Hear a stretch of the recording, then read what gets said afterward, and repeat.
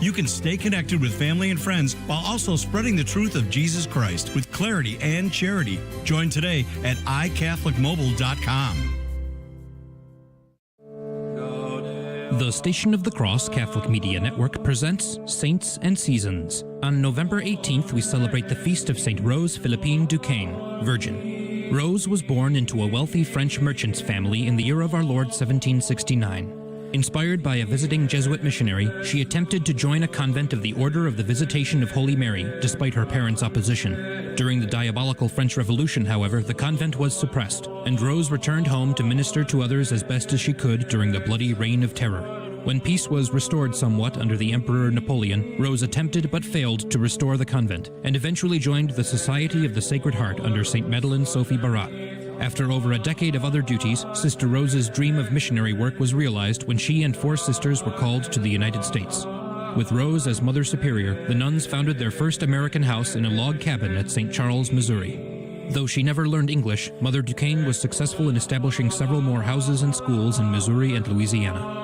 After resigning as superior, she personally began a school for the American Indians in Kansas, but age, poor health, and language barriers forced her to retire to St. Charles. Mother Duchesne died there in the year of our Lord 1852. Also celebrated on this day are the dedications of the basilicas of St. Peter and of St. Paul in Rome, St. Odo of Cluny, and many other martyrs, confessors, and holy virgins. For more about the saints and seasons of the Catholic Church, visit thestationofthecross.com/saints and seasons.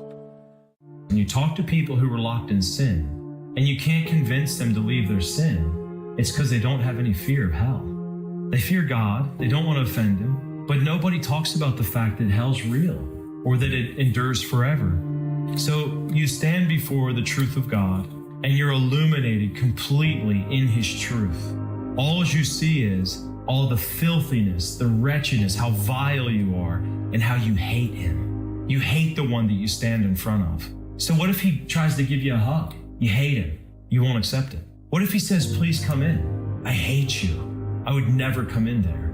This is how horrible it is. This is what has to be meditated on. To die in a state of sin means that you hate God. Whether you feel like you hate God or you don't, it doesn't matter. Not having the grace of God means you hate Him. That's Sermons for Everyday Living from 6 to 7 a.m. Eastern on the Station of the Cross. Ask a Priest Live, weekdays at 6 p.m. Eastern on the Station of the Cross. We'll bring you a different priest each weekday where you can participate in a live Q&A on the topics that matter. To get your question in for Father, call 1-877-511-5483 while the show is live. Email us anytime at priests@thestationofthecross.com or visit our show page at thestationofthecross.com/askapriest. At the Station of the Cross, we understand that life's circumstances can affect your giving options, whether by moving or by switching banks and credit card numbers. Please let us know if recent changes have been made to your payment information so that we can better serve you as you continue to bless us with your financial support. Update your information today at thestationofthecross.com or by calling 1-877-888-6279, extension 104.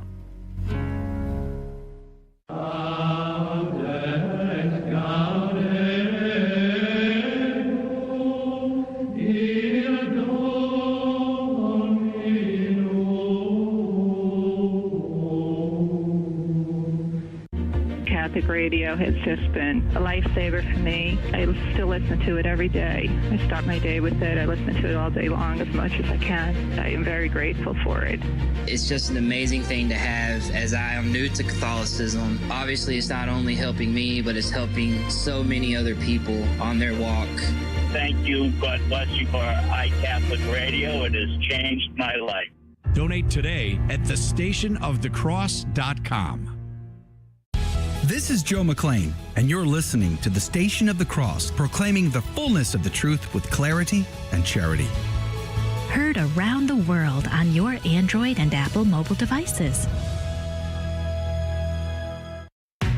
Go into the world and tell every man that you meet, there is a man on the cross. A Catholic take.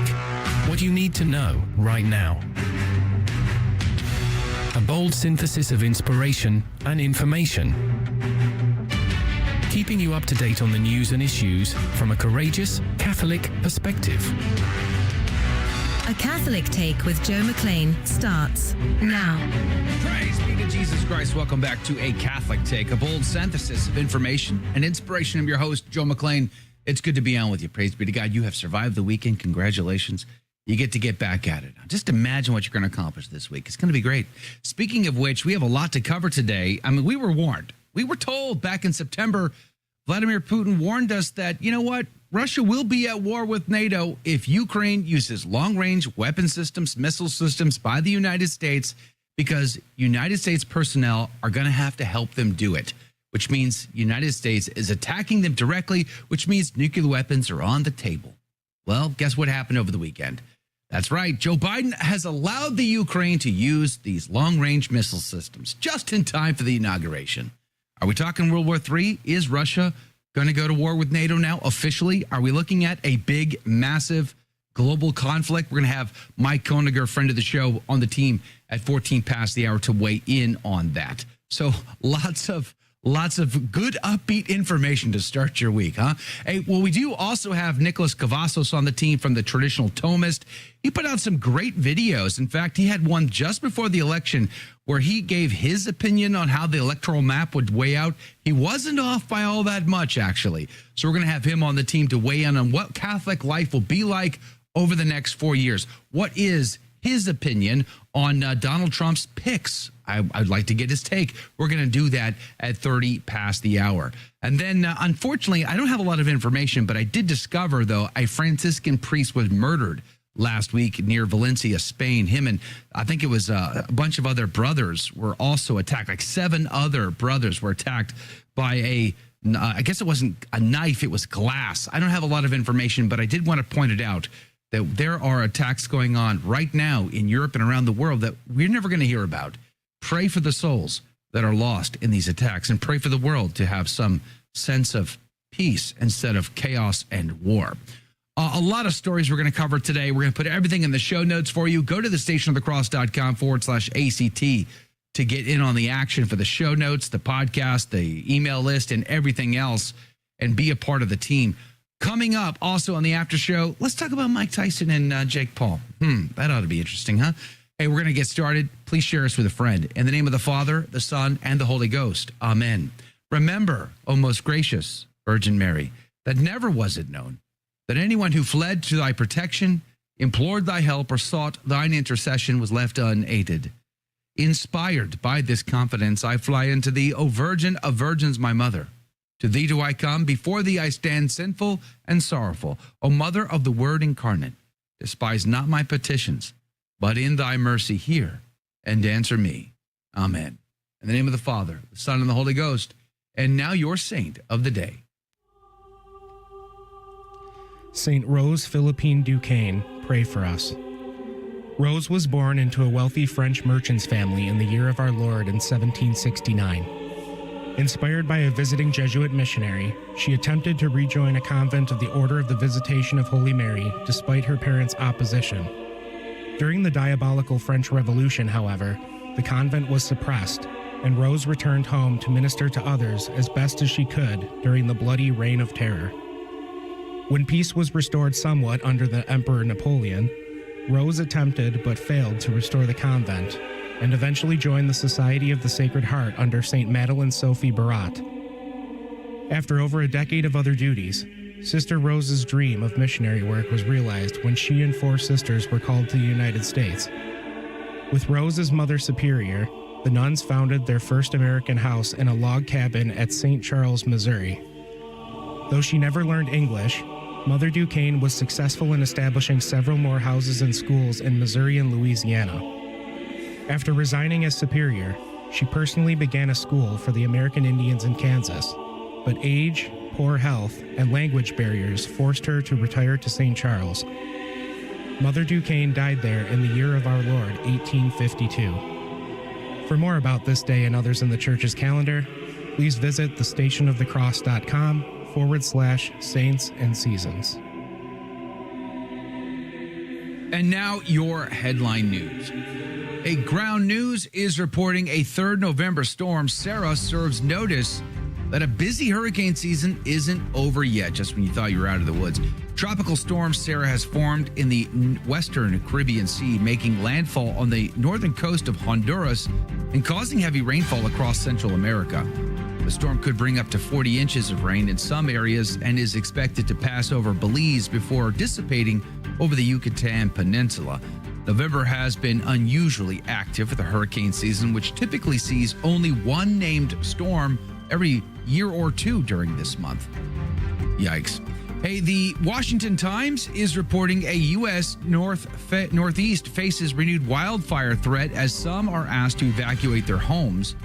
Windy conditions have renewed a wildfire that prompted voluntary evacuations for about 165 houses in Warwick, New York, as reported by the New York Parks Department spokesperson Jeff Wernick.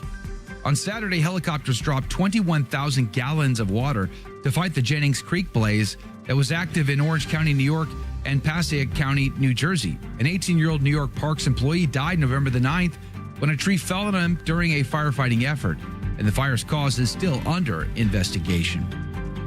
The Epoch Times is reporting Trump selection Pete Hegseth denies allegations of assault. President-elect Donald Trump's nominee for Secretary of Defense, Pete Hegseth, released a statement through his lawyer addressing reports that he sexually assaulted a woman in 2017 and paid off the accuser. The lawyer stated that Hegseth paid the accuser to head off the threat of a baseless lawsuit. Hegseth's lawyer, Tim Parlatore, said on November the 17th that Hegseth's encounter with the woman was consensual and that the payment was made to her because she threatened a lawsuit that Hegseth believed could have resulted in him losing his job at Fox News. Those are your headline news, but just barely.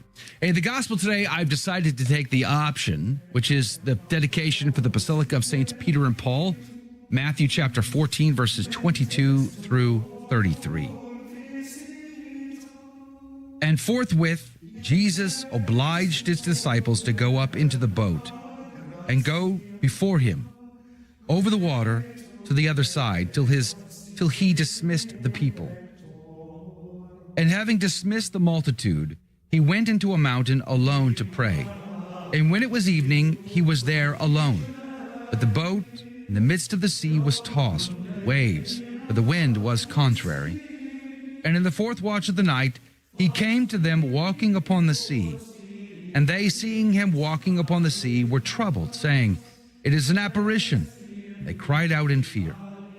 And immediately Jesus spoke to them, saying, "Be of good heart, it is I, fear ye not." And Peter, making an answer, said, "Lord, if it be thou, bid me to come to thee upon the waters." And he said, "Come." And Peter, going down out of the boat, walked upon the water to come to Jesus. But seeing the wind strong, he was afraid. And when he began to sink, he cried out, saying, "Lord, save me." And immediately Jesus, stretching forth his hand, took hold of him, and said to him, "O thou of little faith, why didst thou doubt?" And when they were come up into the boat, the wind ceased. And they that were in the boat came and adored him, saying, "Indeed, thou art the Son of God." The Gospel of the Lord. Praise to you, Lord Jesus Christ. The Ignatius Catholic Study Bible would say this event took place between 3 and 6 a.m., suggesting that the disciples were battling the storm most of the whole night. The Old Testament credits God alone with the authority over the sea. Job 26, Psalm 89, Psalm 93, Psalm 107. Aware of this, the disciples marvel and question Jesus' identity. But he doubles down. Not only does Jesus walk on the water, he literally says, "I am." It is I. Ego eimi, the great ego eimi, the I am. It says, in light of his power over nature, Jesus' statement may allude to God's self-revelation at the burning bush, Exodus 3, John 8. I mean, there's lots of references. Jesus thus goes beyond reassuring the disciples and claims for himself a divine identity and authority. Yet another great passage to refer to when the Jehovah's Witnesses show up to your door. Just put this one in your back pocket and say, then why did they adore him like he's God in the boat? After he said, ego e me, after he said, I am. Because unlike Moses, who has to walk through the water, God walks on top of the water. Just saying. Haydoc's commentary says, everywhere Peter appears full of faith and love, he now, with his usual ardor, believes he can do at the command of his master what by nature he is unable to perform. He desires to be with his Lord and cannot bear delay. And in reward of his eagerness, Christ works a miracle in his favor. You know, I got to tell you, every time someone tries to describe Peter as this bumbling idiot who just denies the Lord 3 times, I want you to think of this passage. Out of all the disciples, he's the one who said, Lord, if you're the guy, bid me to come out to you. And then he steps out of the boat. Not a single one of those other dudes in that boat ever put 1 foot upon the water that night. Just keep that in mind. Peter did. Peter was willing to get out of the boat and walk to the Lord. Yeah, he started to sink, but he's the one that got out of the boat. Peter has zealousness. He's not afraid to step in it. Let's be more like Peter today. And when we fall, let's be like Peter and get back up and do what? Cry out to the Lord, who is able to save us. When you're in trouble, be like Peter and cry out to the Lord, who can hear you and save you. Amen? Lots to meditate upon, but let's talk about war with Russia coming in after the break. Don't go anywhere. Looking for a mobile provider that aligns with your faith? Look no further than iCatholic Mobile, America's only Catholic 5G wireless provider. Enjoy the highest quality and fastest data with unlimited talk and text. Ideal for families and individuals, our affordable plans support causes you believe in, and a portion of every dollar goes to the Station of the Cross. With dependable nationwide coverage, you can have peace of mind knowing your choice promotes traditional Catholic values. Switch today. Visit iCatholicMobile.com. Download the app to take our programming with you wherever you go. Hear what listeners are saying about the regularly updated iCatholic Radio app. The programs on iCatholic Radio are uplifting, educational, and have served to deepen my faith as a Catholic. Thank you for this amazing station. Download the free iCatholic Radio app in your Android or Apple store today. If you already have the app, please consider giving us a 5-star review or telling a friend about it. Please join us in a prayer to our guardian angel. In the name of the Father, and of the Son, and of the Holy Spirit, amen. O holy guardian angel, take care of our soul and body. Enlighten our mind that we may know the Lord better and love him with all our heart. Help us in our prayers so that we may not give in to distractions.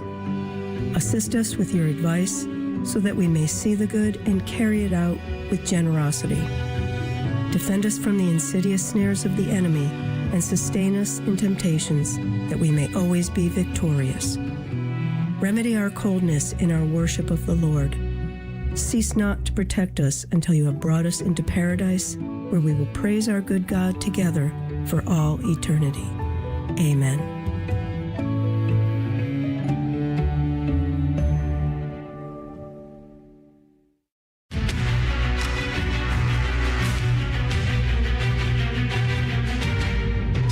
To Jesus Christ. Welcome back to A Catholic Take, a bold synthesis of information and inspiration. I'm your host, Joe McLean. So good to be on with you. Praise be to God.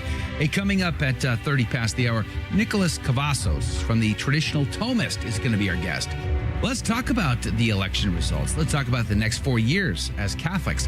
What is his outlook? He had some great content just prior to the election and since the election as well. We're going to get his take on this the cabinet picks and what it looks like for Catholics over the next 4-year term of Donald Trump, if we make it at all, because of course we may be on the brink of World War III. I mean, we were warned back in September. Vladimir Putin, he said, listen, guys, I mean, listen, just have a listen to this. This is Vladimir Putin in his own words. Listen. Let's see. In the updated version of the document, aggression against Russia by any non-nuclear state, but with the support of a nuclear state, is proposed to be considered as their joint attack on Russia. Russia will also consider the possibility of using nuclear weapons when receiving reliable information about a massive launch of means of aerospace attack, and their crossing of our state border. Let that sink in for a second. That was back in September. Well, guess what happened over the weekend? The weekend at Bernie's, or the weekend at Biden, as some say. Biden allows Ukraine to use U.S. long-range missiles in Russia's Kursk, which means American personnel have to be there to help, to figure out how to press the buttons and all those things, which means America is directly involved in attacking Russia, which means since America is NATO and nobody else is really NATO, it's just us, that means there could be a major war here. We've invited Mike Koeniger, friend of the show, Coast Guard retired, to be on the program to give us his take. Good morning to you, Mike. Thanks for hanging out with us. Hey, good morning, Joe. Dias Volt. Yeah. I see where you're going with that. We could talk about Pete Hedgeseth in the after show if you want.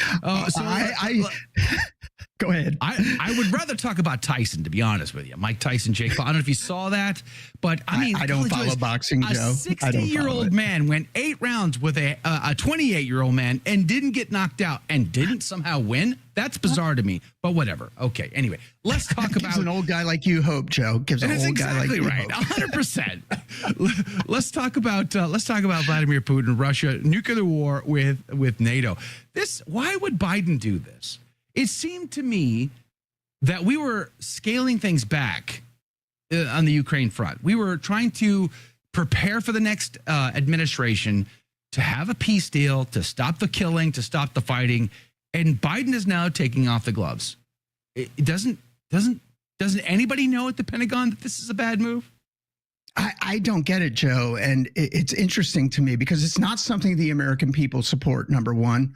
We know from the polling data that they don't. We know from the vote, the most important poll, that they don't. This is something Trump ran against, was the expansion of war in Ukraine. And now we're going to authorize Ukraine to use missiles that have a range of about 200 miles against Russia, which means they can strike deep into the heart of Mother Russia. So either the swamp, and I don't like that term, but let's use it. Either the swamp is trying to destabilize the Trump administration before it even gets into office. I mean, we're still, 2 months out, basically. Or they really want to have a war with Russia. And this doesn't help our allies in Europe. Russia's already saying they're going to cut off all the gas supply to Austria, which means Germany will follow soon after.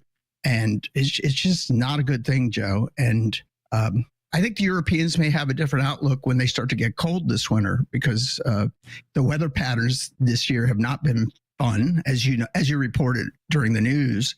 And I wonder if it's just not going to be an ultimately very cold winter. And remember, Russia supplies the natural gas that heats Europe because they shut down their nuclear power plants. So I'm very concerned, very concerned. When they say Russia and NATO could be at war, what they mean is the United States. They don't mean we are NATO. Europe. I mean, it's a pittance what Europe supplies to NATO as compared to the United States. We supply most of the money. We supply most of the materiel. Germany doesn't have a very big defense force at post-World War II anyway. In fact, the German people look down upon the military. They're not proud at all of their military. So this is essentially a war between Russia and the United States at that point. And that's going to be a bad deal for the whole world. I don't understand why anybody would want this. It doesn't make any sense to me whatsoever. Well, it depends on how much you dislike the incoming administration. And you and I would not, if Harris had won the election, you and I would not wish this on Harris. I mean, it's just bad for the United States. But you and I love our country. I don't know how to answer this, Joe, without being pessimistic and saying maybe they love power more than they love their country. And that makes me very sad. It's not what I thought. It's not what I thought. And I don't believe this is Joe Biden's doing. I believe this is the people behind Biden who are pushing for this. I think they're going to hand Trump a bag of bad stuff. And I'm really concerned. And there's precedence for this. Before people think I'm crazy, remember that there are people that were embedded within the previous Trump administration who celebrated the fact that they had scuttled Trump's proposed peace treaty between North and South Korea. And they were so proud of it, they actually reported it in Time, how they had done so, Time magazine. So this is not unprecedented, where peace attempts are scuttled by the power brokers in Washington, D.C. And I don't think that means I need to wear a aluminum foil hat. Not yet, anyway. Well, let me throw another log onto the fire for you then, because there's a report out of the Associated Press this morning. North Korea leader calls for expanding his nuclear forces in the face of alleged U.S. threats. Now, we're not, it's typical par for the course for, bombastic language to be coming out of the North Koreans to say, hey, we're preparing for war again. I mean, we've seen this time and time and time again. But I think some people are now starting to think maybe this time they mean it. I mean, we are seeing the heating up of military activity across the Allied and Axis forces again. So North Korea is going to play a pivotal role, and we know they've sent troops now into the Ukraine. Some say as advisors, others say as combat roles. It's hard to know fact from fiction these days in these stories, isn't it? Oh, it is. And, the family that has run North Korea for over half a century are a little, let's just say, off kilter and love saber rattling, probably even more than the most bellicose American political candidates. They do love to rattle their saber. And if indeed the reports are true and North Korean forces are deployed to combat Ukrainian forces, particularly from what I read last night and this morning, they're in parts of Russia that Ukraine pushed into. That's scary because they don't want to lose face over this.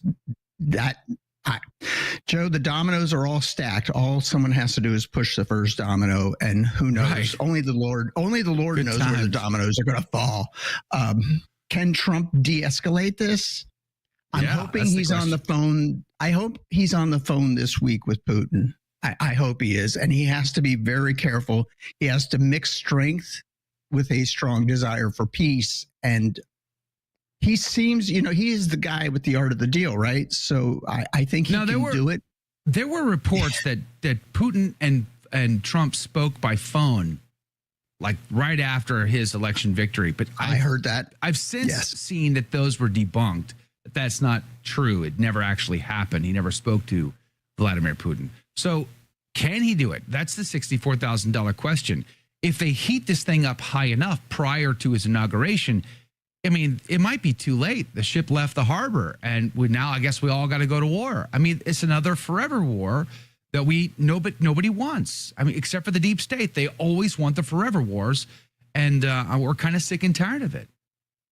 Well, Joe, my question is Putin more rational than the current administration in the United States? And that is the big question. That's not hard to accomplish. Let's just be frank. Well, agreed. But what is the gain for Russia and Putin if they indeed upscale the war against the United States? And as you said, NATO is the United States, is something Trump's talked about now for over 8 years, how Europe needs to pay their fair share. Does Putin gain by escalating war against the United States? And I think if Putin is rational, he can analyze this and say, no, it doesn't pay. If he threatens, he may be able to bring the United States and Ukraine to the peace talks, and he may be able to have a victory in that he has now taken over the Donbass region and other regions in eastern Ukraine, and they will have their elections to elect their pro-Russian leadership in those areas. So I think Putin may play the bellicose role for a while in order to get people back to the peace talks. Remember, Joe, you and I talked about this a year ago or over a year ago. Russia was ready to make a deal with Ukraine, and the United States pushed Ukraine away from the table and said no. Well, they used Boris, I can't remember his last name, the guy from the UK, Boris Johnson, to do it. But I'm pretty sure Boris did on orders from the United States. So isn't that and you and I have read that. So I think this is a way to get to the peace talks. What I also find interesting is, all right, so is it going to be a peace through strength administration over the next 4 years? Pete Hegseth, the new SecDev, that's going to go up and hopefully get confirmed, I suppose, when he's not paying off his accusers from 2017. Let that sink in. He does seem to want to revamp the Department of Defense and even fire a ton of these generals who are embracing the DEI. All of that, I think, is good news, and focus on war fighting. But is the focus on war fighting going to signal things to the opposite side, Iran, Russia, China, that it's now or never for them? I hope not. I don't think so. I mean, the United States still spends more on defense than the next 10 countries combined. The United States defense systems are the finest in the world. I hope not. We have a very, despite the machinations of 12 of the last 16 years of the presidency, we still have a very strong military, though they're not hitting their recruiting targets. And by the way, you and I both said that the military leadership needs to be cleansed and people need to be asked to retire. And I don't think I'd ask. Well, that's not how that works. That's a polite way of telling you. What are we, a bunch of Gen Zers? Come on, no, we're not asking anything. Listen, you with the stars. Get out. Like that's how that works. It's just easy. It's very simple. Having served for 20 years, sometimes you choose to retire and sometimes you choose to retire. You've been voluntold. And they're very different. They're very different things. But the point is I think as a very famous radio broadcaster once said, the purpose of the military is to kill people and break things. And what they need, we need to do is step back as a country and say, how have the actions of the last 16 years made the military better able to kill people and break things? And the answer is, I think anyone would say, not at all. It's actually gotten much worse. So yeah, absolutely. There needs to be some house cleaning here, but hopefully we can do it in a state of peace and not in a state of escalated conflict with Russia. And that is very concerning to me. So we got to pray. Joe, as Catholic men, we got to get on our knees, and Catholic women, we got to get on our knees and pray for wisdom for our leaders. And we got to pray for peace. So. Yeah, well said. Hey, some good news. Penn State Dad in our chat box is reminding me, praise be to God, great news. This weekend, Our Lady was returned to her cathedral in Paris. Beautiful video of Our Lady returning to Notre Dame there. Let's pray for the French to have a reconquista of their country because they desperately need it too. All right, Mike Koeniger, thanks again for chiming in. If you want to hang out with us after the show, you're welcome to come back. But coming up after the break, let's have a conversation with the Traditional Thomist. We're going to have a conversation about the next 4 years for the Catholics. What does it look like? What's his take? He had some very interesting content prior to the election, just after. So we're going to get him to weigh in on all of this and more. All of that coming up right after the break. Don't go anywhere. We'll be right back. The Station of the Cross began broadcasting in Buffalo, New York in 1999. Since then, our listening areas have multiplied and expanded into several states. While our mission is to grow the Catholic faith through radio and other media outlets, our apostolate is supportive of but independent from your local diocese. Through your generosity, we are able to inspire countless listeners with the gospel and help lead them to a parish to be spiritually nourished by the sacraments. Some atheistic scientists claim we don't need God to explain the universe because science is sufficient to get the job done. But is this true? The answer is no, and here's the reason. Science could never negate the need for God because it can't give an exhaustive explanation of the universe. First, it relies on the inductive method in order to validate its hypotheses. As such, scientists can never be certain they've discovered every piece of data necessary to give a complete explanation. They must always be open to discovering something new that could alter their current theory. Furthermore, science presupposes an existing universe to observe and explain. Thus, it could never explain why the universe exists in the first place rather than not. Science has explanatory power, but not enough power to negate the need for God. I'm Carlo Broussard with a ready reason for Catholic Answers, Catholic.com. Catholic radio has just been a lifesaver for me. I still listen to it every day. I start my day with it. I listen to it all day long as much as I can. I am very grateful for it. It's just an amazing thing to have, as I am new to Catholicism. Obviously, it's not only helping me, but it's helping so many other people on their walk. Thank you. God bless you for iCatholic Radio. It has changed my life. Donate today at thestationofthecross.com.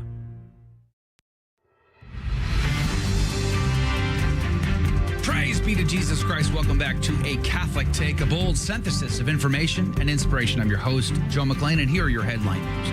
The Epoch Times reports at least 8 killed, 17 injured in a mass stabbing attack in China. A 21-year-old male who was arrested at the scene of the stabbing spree has since confessed to the killings, police said. The male has been identified only as a former student at the Wuxi Vocational College of Arts and Technology. Police have released sparse details about the event, but said the suspect in the mass stabbing incident attacked others after failing an exam and not receiving his graduation certificate. Seems reasonable. But it's also one of several attacks that you never hear about in the news. There you go. Daily Signal reports decline of religion correlates to increased rape and suicide. Well, duh comes to mind, but nonetheless, a groundbreaking new study reveals a terrifying correlation between the increase of Americans who identify with no religion and upticks in rape and suicide rates. The academic Journal of Sociology and Christianity, published by Dr. Philip Truscott's study, which found a positive correlation between the proportion of the population declaring no religious affiliation and rape on campuses. Quote, if the parents want to choose religious schools and want to preserve their religious faith of their children, well, my research indicates that's going to be a very good thing for everyone. Close quote. And Catholic Vote reports ATF warns Boston churches to increase security. The Bureau of Alcohol, Tobacco, Firearms, and Explosives advised religious institutions in the Boston area to increase security measures on their premises in the wake of a string of arson attacks. The ATF told churches to up security on site, especially during off hours when unmonitored. Yet another correlation: when you go more and more heathenistic, paganistic, and secular, bad things happen. Boston, I'm thinking of you. And those are your headline news. Praise be to God. Hey, I don't know if you subscribe to the Traditional Thomist. If not, you should. Go to YouTube, check them out, the Traditional Thomist, and we'll put a link to it in the show notes for you. But Nicholas Cavasos did some great some content just prior to the election that went really viral. It was awesome. It was his predictions, and he wasn't that far off, actually. We've invited him to get his take post-election. Nicholas, good morning to you. Thank you for your time. Hey, thank you so much for having me. It's a privilege. Yeah, it's good to have you on. Praise be to God. So let me ask you, just what were your general impressions the night of and the day after? Yeah, so the night of, I think I was feeling like a lot of your listeners out there, a little bit of the jitters of trying to figure out if we were going to win or not. I was feeling fairly confident, though, because there are some both leading and, I guess, if you will, exiting indicators on predicting elections that people can look into. So I was feeling fairly good, and I talk about this in my video on the subject. But going into election night, we did a stream of myself and our friends, our mutual friends, Anthony and Rob, over on Avoiding Babylon. We did a 6-hour stream covering the news and just seeing state by state fall, and my prediction come into place was very satisfying. And then, of course, the post-election meltdown that you see mostly on, I would say, Gen Z social media platforms, places like TikTok, the salt was surely flowing, and so it was very amusing to see, to say the least.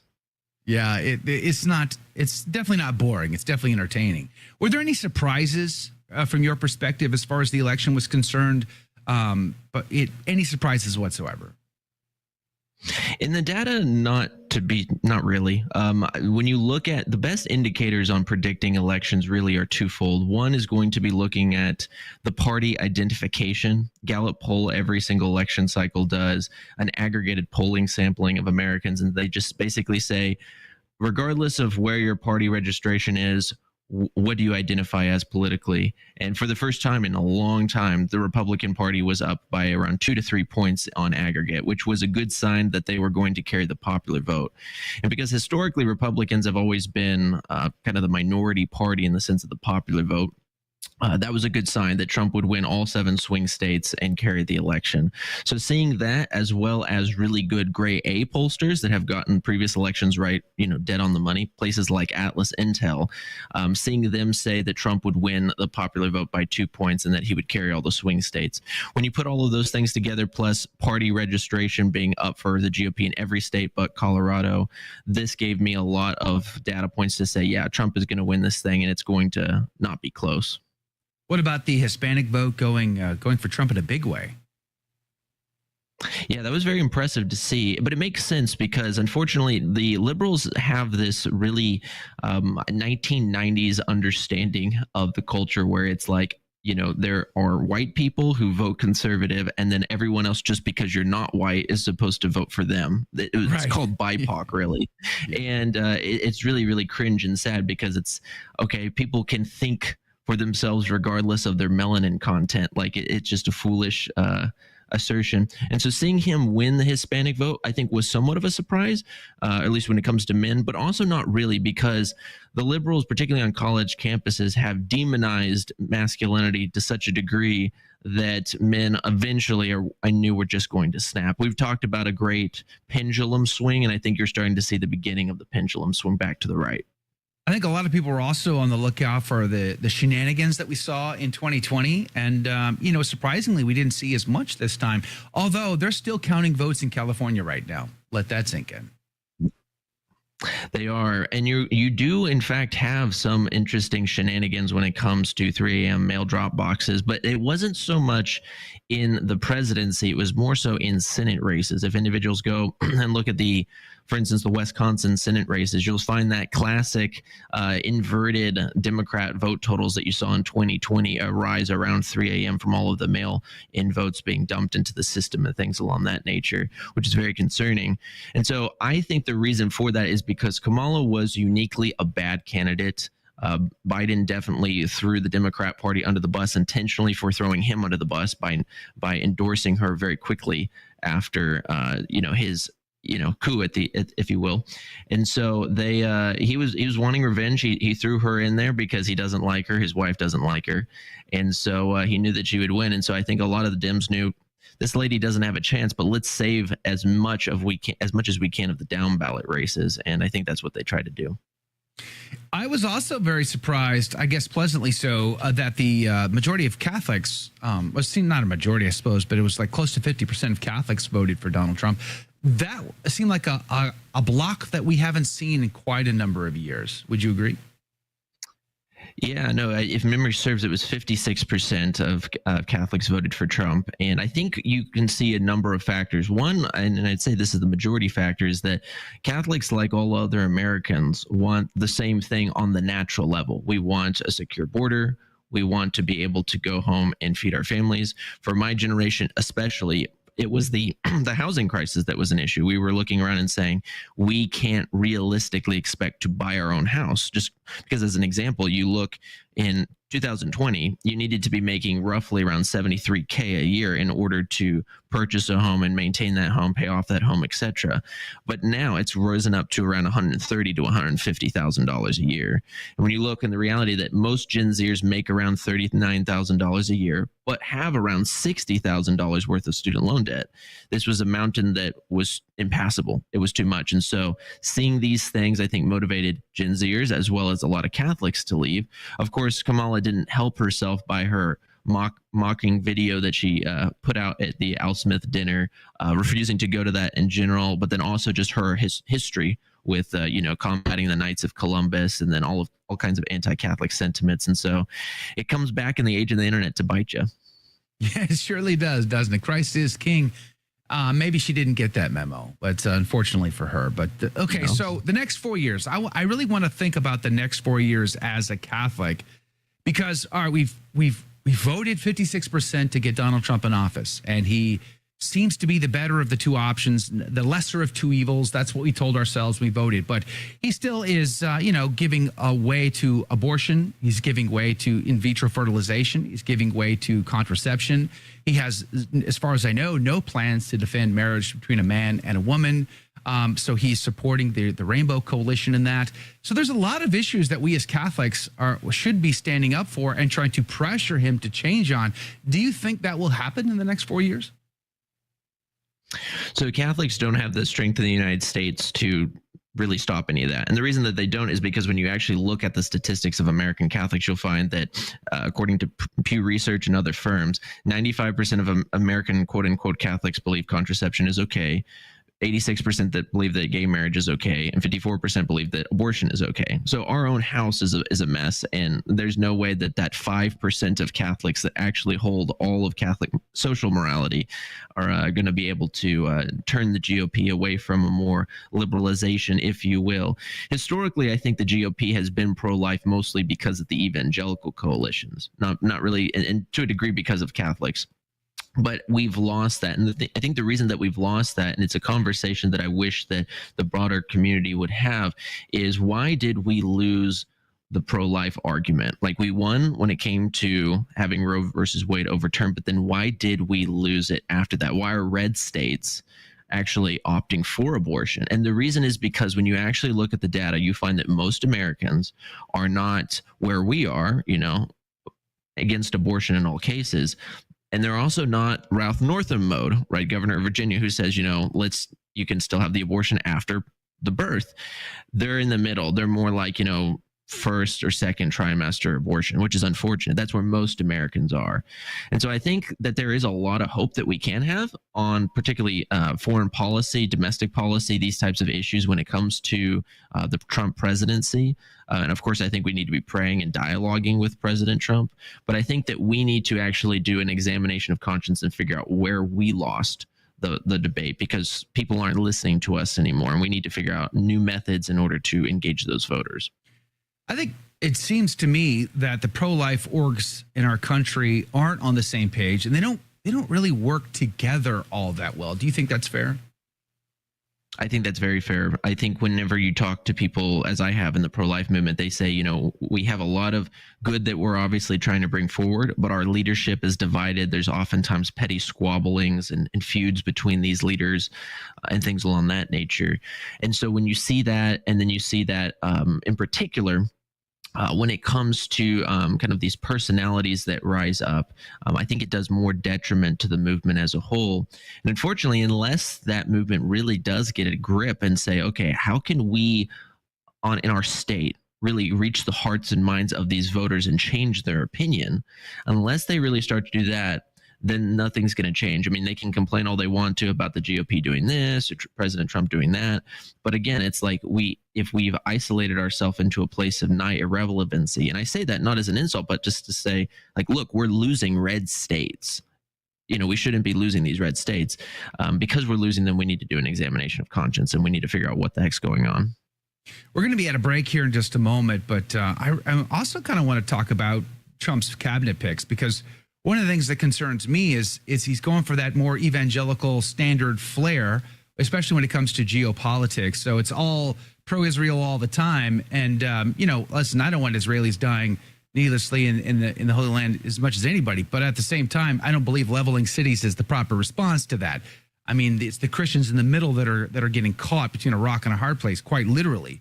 And yet the cabinet picks seem to be very one-sided in that. How do you see it? Yeah, I think it kind of depends on the way that you want to look at them. I think that a lot of the discussion in conservative circles about these individuals is either you're going to look at them as I do, which is says, well, there's broader reasons why he's nominating these people more than just on the Israel issue. However, I think that unfortunately the conversation in kind of particularly young right-wing circles has only been through the lens of, is this person a Zionist or is this person a supporter of Israel? And therefore, I think that actually kind of clouds their judgment, and they're not able to see the grander picture. So like we'll talk about it in a little bit, but why did he pick Marco Rubio? There's more reasons than just he's pro-Israel or something like that he's picking Marco Rubio. And if people actually, open their eyes and look at kind of the grand chessboard that is politics, they'll kind of be able to see why he's picking these individuals for his platform overall. Hold that thought. Nicholas Cavasos is our guest. He is the Traditional Thomist. He's got a great YouTube channel. I'm going to encourage you to check it out. You should subscribe to it. We'll put a link to it. But if you just search the Traditional Thomist on YouTube, you will find it. I do want to follow up on this question because it is interesting. People like Marco Rubio, who hated Donald Trump, railed against Donald Trump, and now all of a sudden they're friends. It's a good time. It's a very good time. And it is quite interesting to see like this sort of dream team that he's putting together, many of which used to be liberal Democrats, but now aren't. I don't know. I find it very fascinating. Nicholas Cavasos is weighing in today. We're going to have more on this conversation coming up after the break and what it looks like for Catholics over the next 4 years, especially if there's going to be a World War III prior to January's inauguration. Hey, at least it's not boring. Praise be to God. And more coming your way next. Share us with a friend. We'll be right back.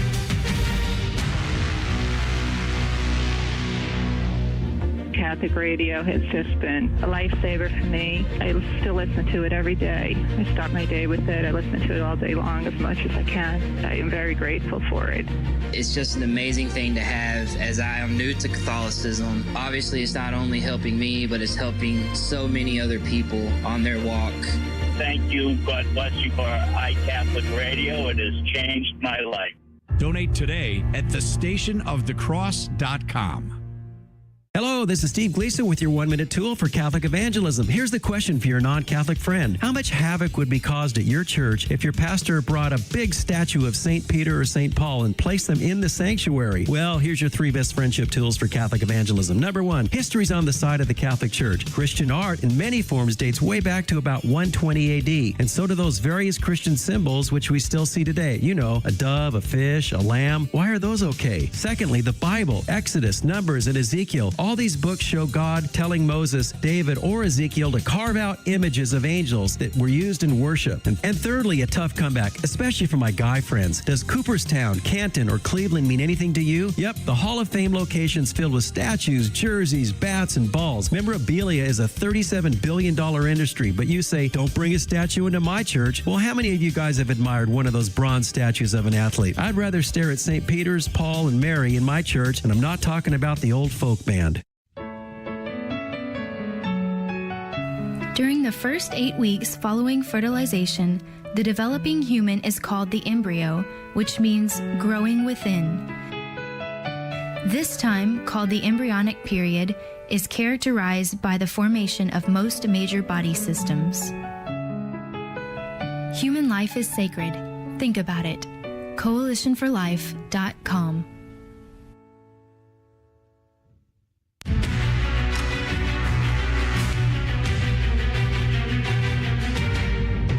Be to Jesus Christ. Welcome back to A Catholic Take, a bold synthesis of information and inspiration. I'm your host, Joe McClain. So good to be on with you. Praise be to God.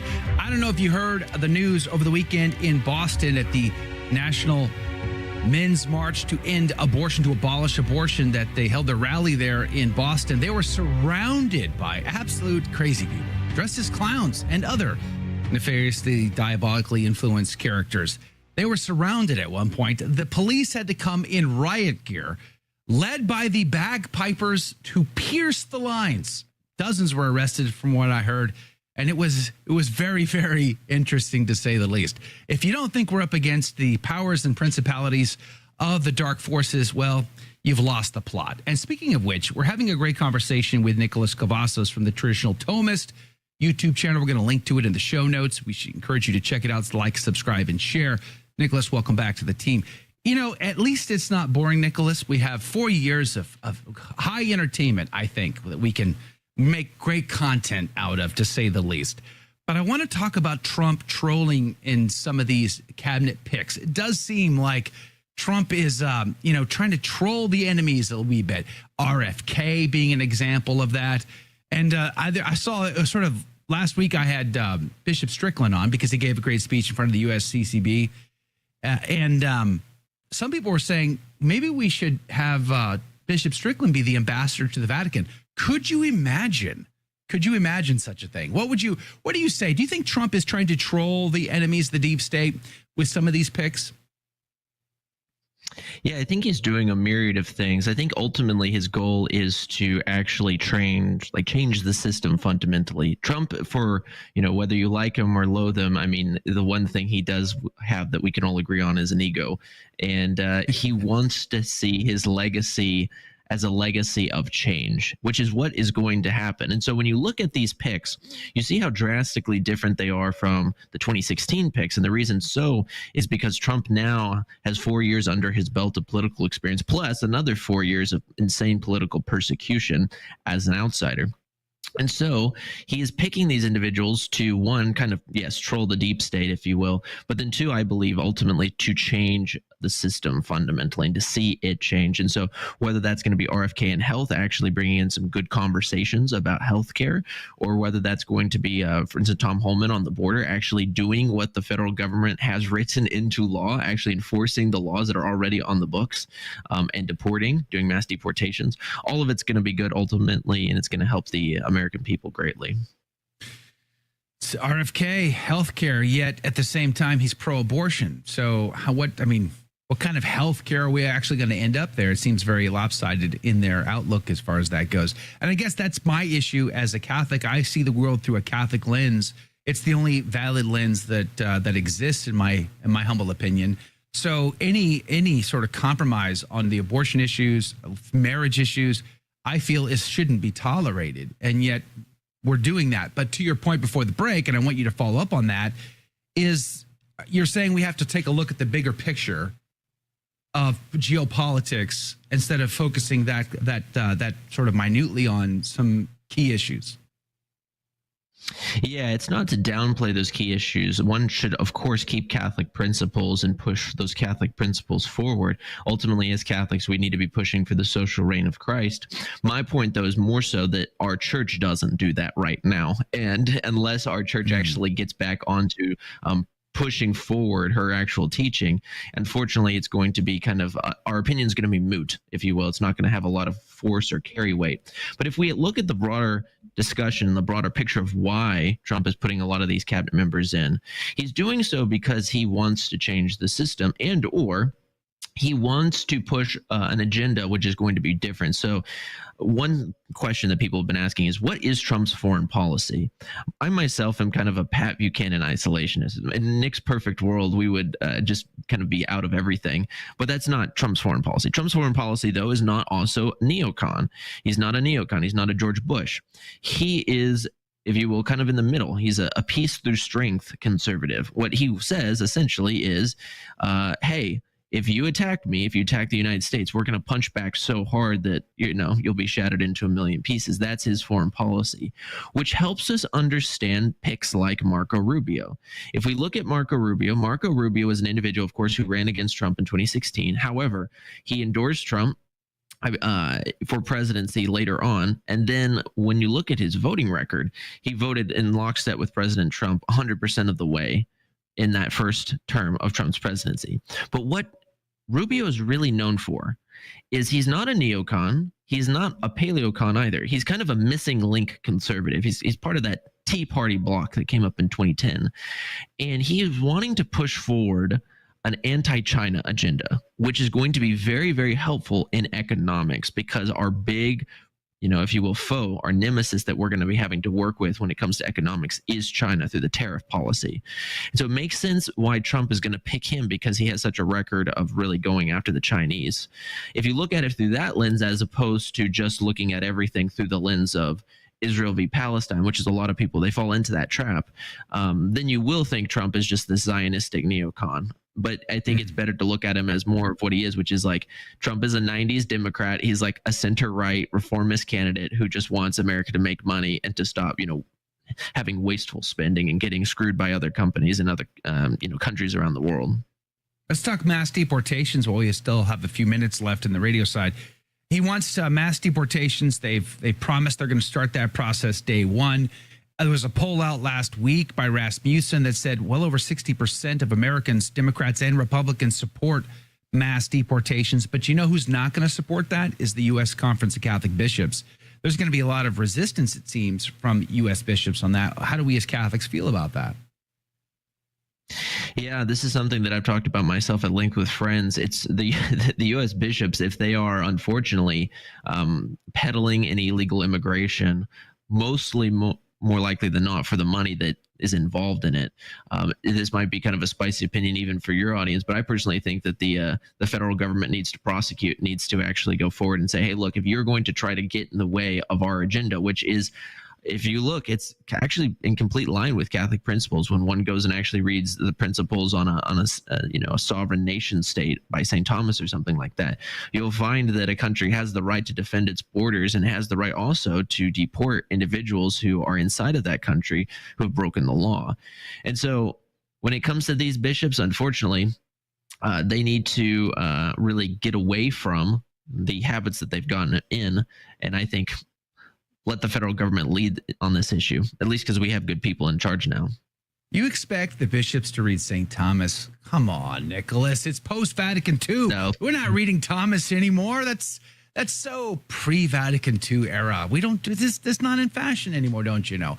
It does seem bizarre, doesn't it? It's like really weird. Like, I lock my door for a reason. We lock our cars for a reason.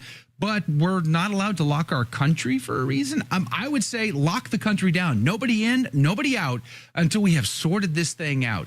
Because it's not just that we don't want people to come here. We want them to come here legally. And we want to have a system in which it's possible for people to come here.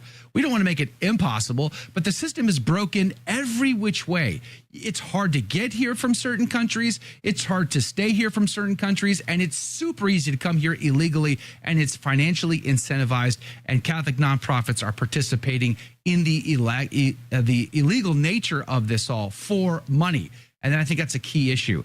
I mean, shame on them for taking the big paycheck, don't you think? Yeah, exactly. It's all for money. And if you're an investigative journalist out there, the few of you that are left, that would be a good story to go and to look into of what some of these diocesan structures are doing. And then as far as their theology goes, you're right. I mean, I often say on the show that unfortunately, if you read the average thing that the bishops put out today, 100 years ago, they would have been brought before a Roman tribunal and judged for some type of suspect of heresy. And so we're in dire straits, to say the least. Go read the Catechism of the Catholic Church and see how many quotations are from Vatican II documents and see how many are from St. Thomas. I'm just saying, it's unbalanced, to say the least. Hey, Nicholas Cavasos, thank you for your time today. The Traditional Thomist YouTube channel. If you haven't seen it or subscribed to it, you should check it out. We'll put a link to it in the show notes today over at thestationofthecross.com/ACT, where you can also join us for the live after show, the live video feed where we hang out and we chat about just about anything. And I want to talk about how a 60-year-old man went 8 rounds with a 28-year-old man and he lost? He never even got knocked out. What are we talking about? That's a win every day in my book. More in the after show. Until then, God love you. So what did you think of today's show? Let's discuss that right now in the after show. Your take on the after take. Comment, interact live with me and the team. All you need to do is search for one of our live video feeds on Facebook, YouTube, Rumble, Twitter, LinkedIn, and elsewhere. Simply search for the Station of the Cross, Joe McClain, or A Catholic Take. I'm looking forward to seeing you and interacting with you directly. It all starts right now. It's the after show. The station. Clear for post. Thanks for being on the team today, hanging out. How was your weekend? Let me know. I'm still half asleep, unfortunately. It was a rough weekend a little bit. We went camping, then had to pack up in the middle of the night and escape the storm that was coming. So that was fun. Praise be to God. But otherwise, it was a great weekend. So let me know how your weekend went. I think we have the team here. We have Nicholas still hanging out and Mike Koeniger back. Good morning, gentlemen. Good morning. Good morning. Praise be to God. Let me give some shout outs today. Damon, good morning. Nick the Mike, good morning. Eileen, good to see you there. Janice, praise be to God. Glad you're on the team. Paul, were you in Buffalo? Were you in Boston for the men's march? Didn't I see that you posted something? I thought you did. I think he did. I think he was.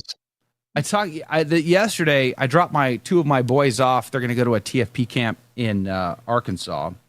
And I got to talk to some of the TFP members. One of them was named John Paul. And he was one of the bagpipers at the Boston men's march over the weekend. And he was telling me about how crazy the thing was when they got surrounded by an army of insane people, possessed people. It got pretty intense for a bit. The cops had to show up. It was pretty intense. Mike, good again, commenting on the inside over there. Good morning. Sharon, good morning to you. Praise be to God. PC Pedro, mi amigo, good morning to you. Thanks for hanging out with us today. I see little Daisy's on the team. Good morning to you. Edwin, good morning. Bridget Dunn, KSW, Stephen S., Evelyn, Chesty, Semper Fi. Don Paddock is here. Good morning. Don, you're on the YouTube? That's new. Oh, man, I'm a little scared now. Has hell just frozen over? Don Paddock's on YouTube. He's usually never on YouTube. Frank Rangel, good morning to you. Deborah Saints, good morning. Los Creole, Improximus, good morning to you. Thanks for hanging out with us today. Praise be to God. Yeah, Hitchborn does have it right. I like Hitchborn's research, especially on the USCCB, giving out big dollars to these crazy, woke, anti-Catholic organizations.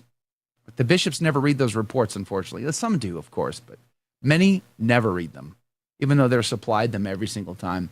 Antonia, good morning to you. Gregory, Laura, good morning. Praise be to God. Let me know if you guys got any questions for either Mike or Nick today. Let me know. I see Sci-Fi Mike Len Pine. Tradish Mom is on the team. Good morning. Says some pro-life organizations are really anti-Catholic, unfortunately. One I know is Abolish Human Abortion. They posted pictures blaspheming Mary on their social media posts before. That's crazy. That's absolutely insane. Robert DeBruce, good morning to you. Penn State Dad, good morning to you. James 16897, good morning. For you, it's like good evening, good afternoon.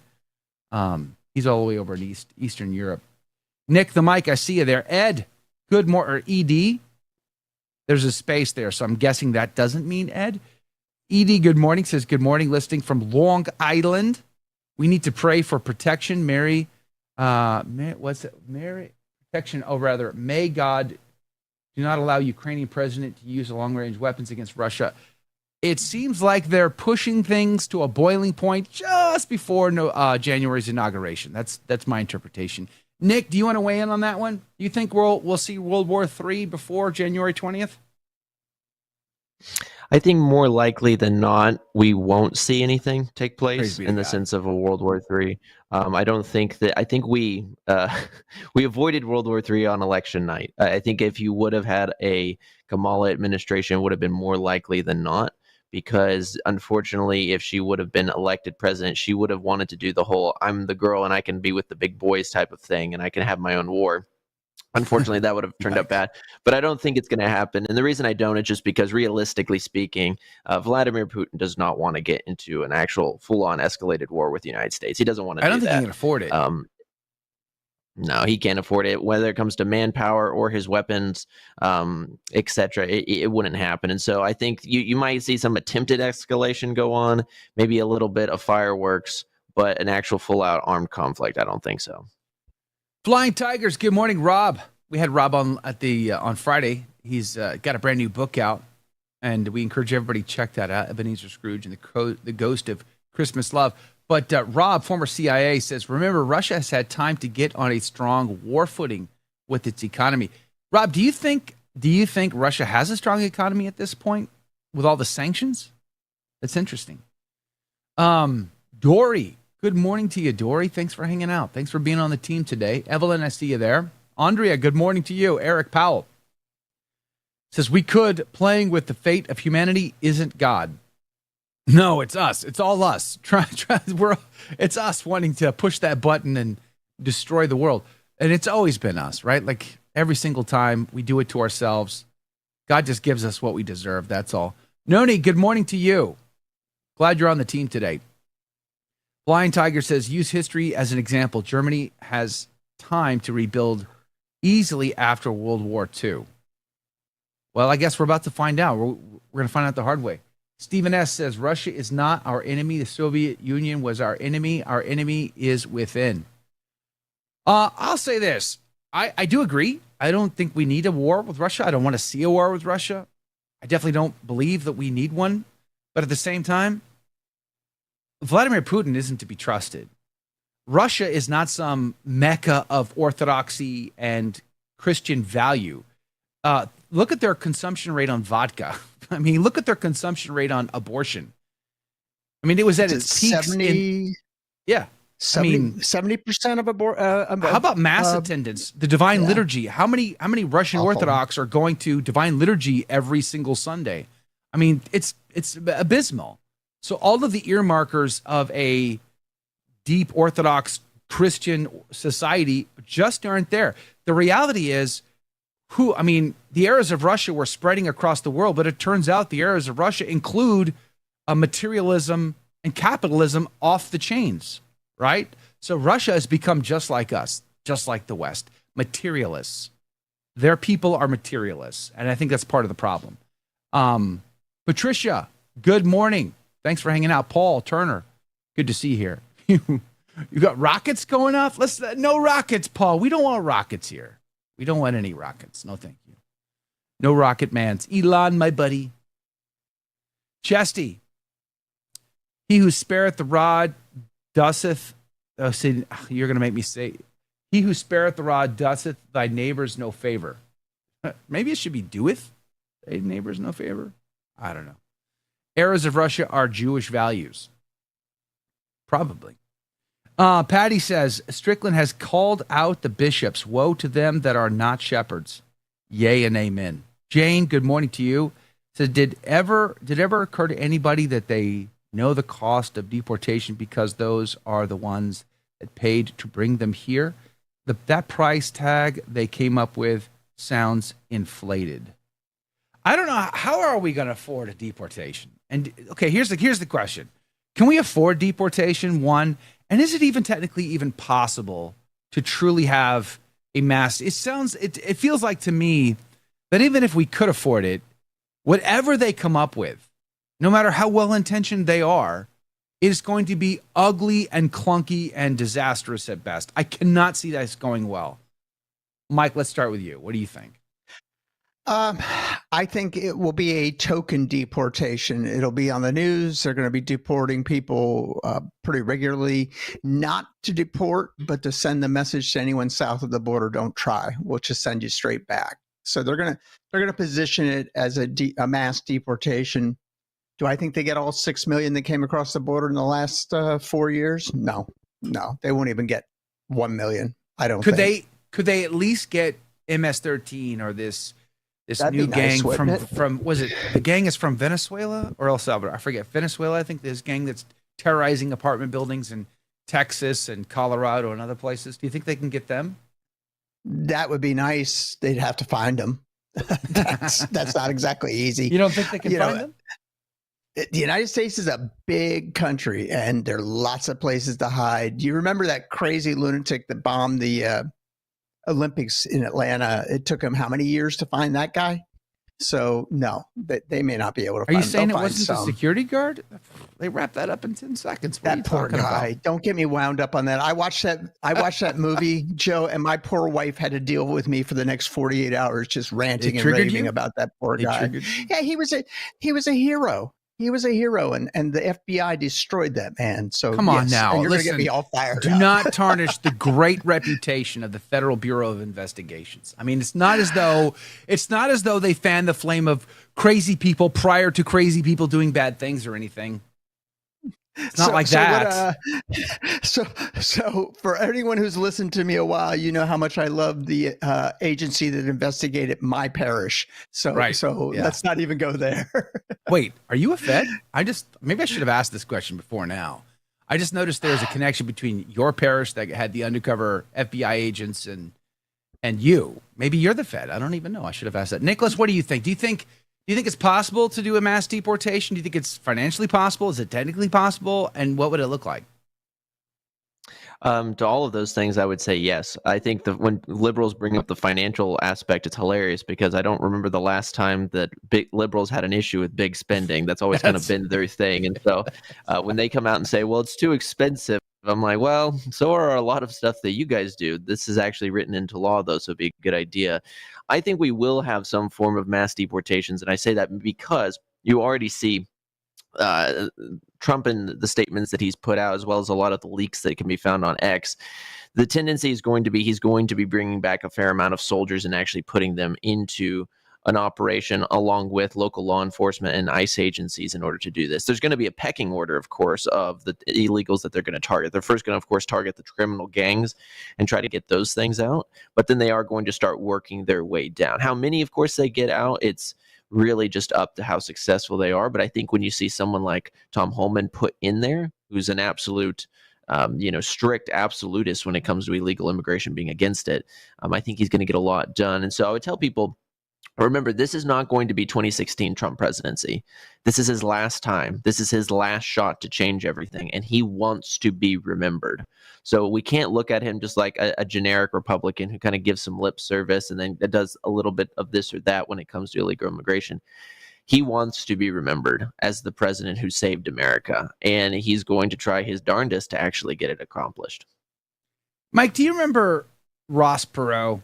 Remember when he talked about gun confiscation? He wanted to basically, I think the argument was, we know where all the worst gun violence is. It's not a mystery. It's in inner cities and with gangs and criminal elements. Surround the neighborhood, go door to door, confiscate everything. He wanted to do that, and everybody thought he was crazy. Remember that? I do. And then if you recall, we talked about the fact the Harris administration, or proposed Harris administration, said the same thing. They were going to call it mandatory buybacks. Mandatory, right? No choice. Yeah, mandatory, voluntold. Yeah, it's I do remember that. And I like to remind people, Ross Perot got 1 out of 5 votes the year he ran. 1 out of 5. So yeah, almost 20%. Well, I brought him up because it seems to me like such an operation would require something of an extreme element, don't you think, in order to truly round up the illegal element? Can they get away with that? 60% today, 60% of Americans plus today, according to that Rasmussen poll, said, yeah, we're all on board. We want mass deportations. We don't want the illegal issue anymore. We want it all solved. That's today. Let's fast forward a year from now when it gets ugly, and the headlines and CNN and MSNBC and all the rest, they go to war with the Trump administration, and they spin this as negatively and nasty as they possibly can. What do you think the toleration for mass deportations will be then? I think when the media, and Nicholas can certainly chime in too, when the media starts showing pictures or video of agents raiding work sites, which is where they're going to go, and all of a sudden they're telling Americans, your house isn't getting built because we took all the workers away, or your fruit's not getting picked because we took all the workers away, or your fiber optic for your super fast internet's not getting laid because we took all the workers away. I think that will have an effect. The interesting thing to me is the left's already spinning this, saying, well, this isn't what Trump voters voted for. They didn't vote for mass deportations. And when I heard this on CNN, which I didn't watch CNN, I watched a video on YouTube, full disclosure, I was like, you didn't pay attention to the election, did you? Because we certainly voted, people who voted for Trump certainly voted for this. The economy was the big issue. Illegal immigration was the next big issue. People blame the economy on illegal. The people blame the economy on the illegal immigration. They're saying, wow, you can't put 6 million more workers in the workforce and not have an impact on the economy. So, and yes, the forever wars was huge as well. I thought it was about democracy though, Joe. That's what the media told us. Saving democracy. You got to, if I had $1 for every time someone said, we got to save democracy, I'm like, oh my heavens. It's so, by the way, cliche. I saw your favorite pollster who said that Iowa was going to go for Harris. I saw that she resigned this weekend. Are you devastated? Which pollster is this? My favorite? The one who said that Trump was going to lose Iowa to Harris. You and I talked about it 2 weeks ago. Oh, yeah, that's right. 2 or 3 weeks ago. I forgot about that. Are you saying they weren't accurate? I don't know. Nicholas actually did a video just prior to the election where he talked about some of these polls. You didn't buy too far into those polls, did you, Nicholas? No, I didn't, because historically they've underestimated Trump voters. When you looked at particularly when Kamala Harris entered into the race, I was saying on YouTube for days and days and days that these were astroturfed polls, cooked polls, push polls, whatever you want to call them, in order to make her look more favorable. And that's exactly what it is. She lost by 3 million votes. I mean, it wasn't actually going to materialize. And I think that the real issue that they didn't is because she is a weak candidate. She was a very, very weak candidate. And Biden knew that she was a weak candidate. My personal belief is that Biden, he was cooed. He did not want to leave office. But I think that when you see his resignation, what's the modem that he does that in? He does that on Twitter. I don't think it was him. I think it was his staff that released it to the press and said he's resigning. And then they came to him and they said, look, Joe, you're resigned. You're stepping aside. We already have it publicized to the world. And he said, okay. In his mind, he thinks, okay, well, this is what I'm going to do. I'm going to throw all my support immediately behind Kamala Harris because I know that there's no way that she can possibly win. And you guys are stuck with her. And so this will be my revenge. And I think you've seen this kind of as a tall tale sign, from him wearing the MAGA hat to his wife wearing red on election day too. Yes. You look at those photos of that, of those photos of them whenever Trump met them the other day, like they are beaming. They are happy. They don't look like a couple that just got ousted from the White House. They're going back to the beach. They're like, I don't got to deal with this anymore. Exactly. This is great. Exactly. It's going to be fantastic. You know that they were thanking Trump. I said this too. I said this to some friends, I think last week, and it feels like this election was thrown in many ways. Because exactly who? I don't even believe Barack Obama thought Kamala Harris was a good candidate. I don't buy that. I don't believe anybody. 3 years ago, nobody liked Kamala Harris. Nobody on the Dem side, nobody on the Republican side. Nobody has ever liked Kamala Harris as a candidate for any office whatsoever. So why all of a sudden did we think that she was the best choice to go up against Donald Trump? That doesn't ring true to me. So there seems to be a red flag there. So it feels like this kind of was a throwing things. Now, the one caveat that I'll put out there to that theory is the $1 billion. She wasted $1 billion. So if I was going to put, and this is all pure conjecture, but if I was going to put up a candidate that I thought was a throwaway choice, I really didn't have any hope for them winning whatsoever, I would definitely not let them spend $1 billion. There's no way I'd let them do that. Why do you think they spent $1 billion if, in fact, this was not the candidate they thought would really win? I think they thought that being a black woman or black Asian woman, that she would get a lot of votes the way Obama did for being the first Turns black out man she's who not ran for black. president. Well, it depends, right? So check out Candace Owens' content. I think it's pretty clear. Kamala Harris has Jamaican family, but Jamaican family that's not black. Well, and that's the interesting thing about the Caribbean is they use the term mulatto in most of the Caribbean, where here it's a slur. But yeah, I think she comes from let's say a mixed race background, and I thought that the Democrats thought there was an appeal to get crossover voters. The problem with Kamala Harris is she's an empty shirt. There's just nothing there. Exactly. She's vapid. She's vapid. And I saw somebody called her the Tupperware candidate because she was full of word salad and lacked any atmosphere or something like that. I thought that was kind of funny. At least we're no longer burdened for what once was or is or whatever she said. I can't remember. No longer burdened. Praise God. Praise God. It was, by the way, I started to watch Rogan's analysis of Biden, but he dropped so many F-bombs I had to stop talking about how he believed that. I can't take anything more than a soundbite out of Joe Rogan. Sorry. It's too hard to deal with. Well, he was on his best behavior for the JD Vance video or interview, but after that, and the Trump interview, but I started watching the Gabbard interview and couldn't get through more than about 30 minutes of that either. So, but one thing I've always said about she was Donald mad. Trump, no matter how critical I have been of Donald's policies, is that he is who he is. He doesn't pretend to be anything else. He is sincerely Donald Trump. Versus Kamala has always been an empty shirt, always been pretending to be something she is not, and not sincere. And I believe everybody picks up on that, right? So it just seems so bizarre to me that who exactly in the Obama administration, did I say Obama out loud? I guess I meant to say Biden.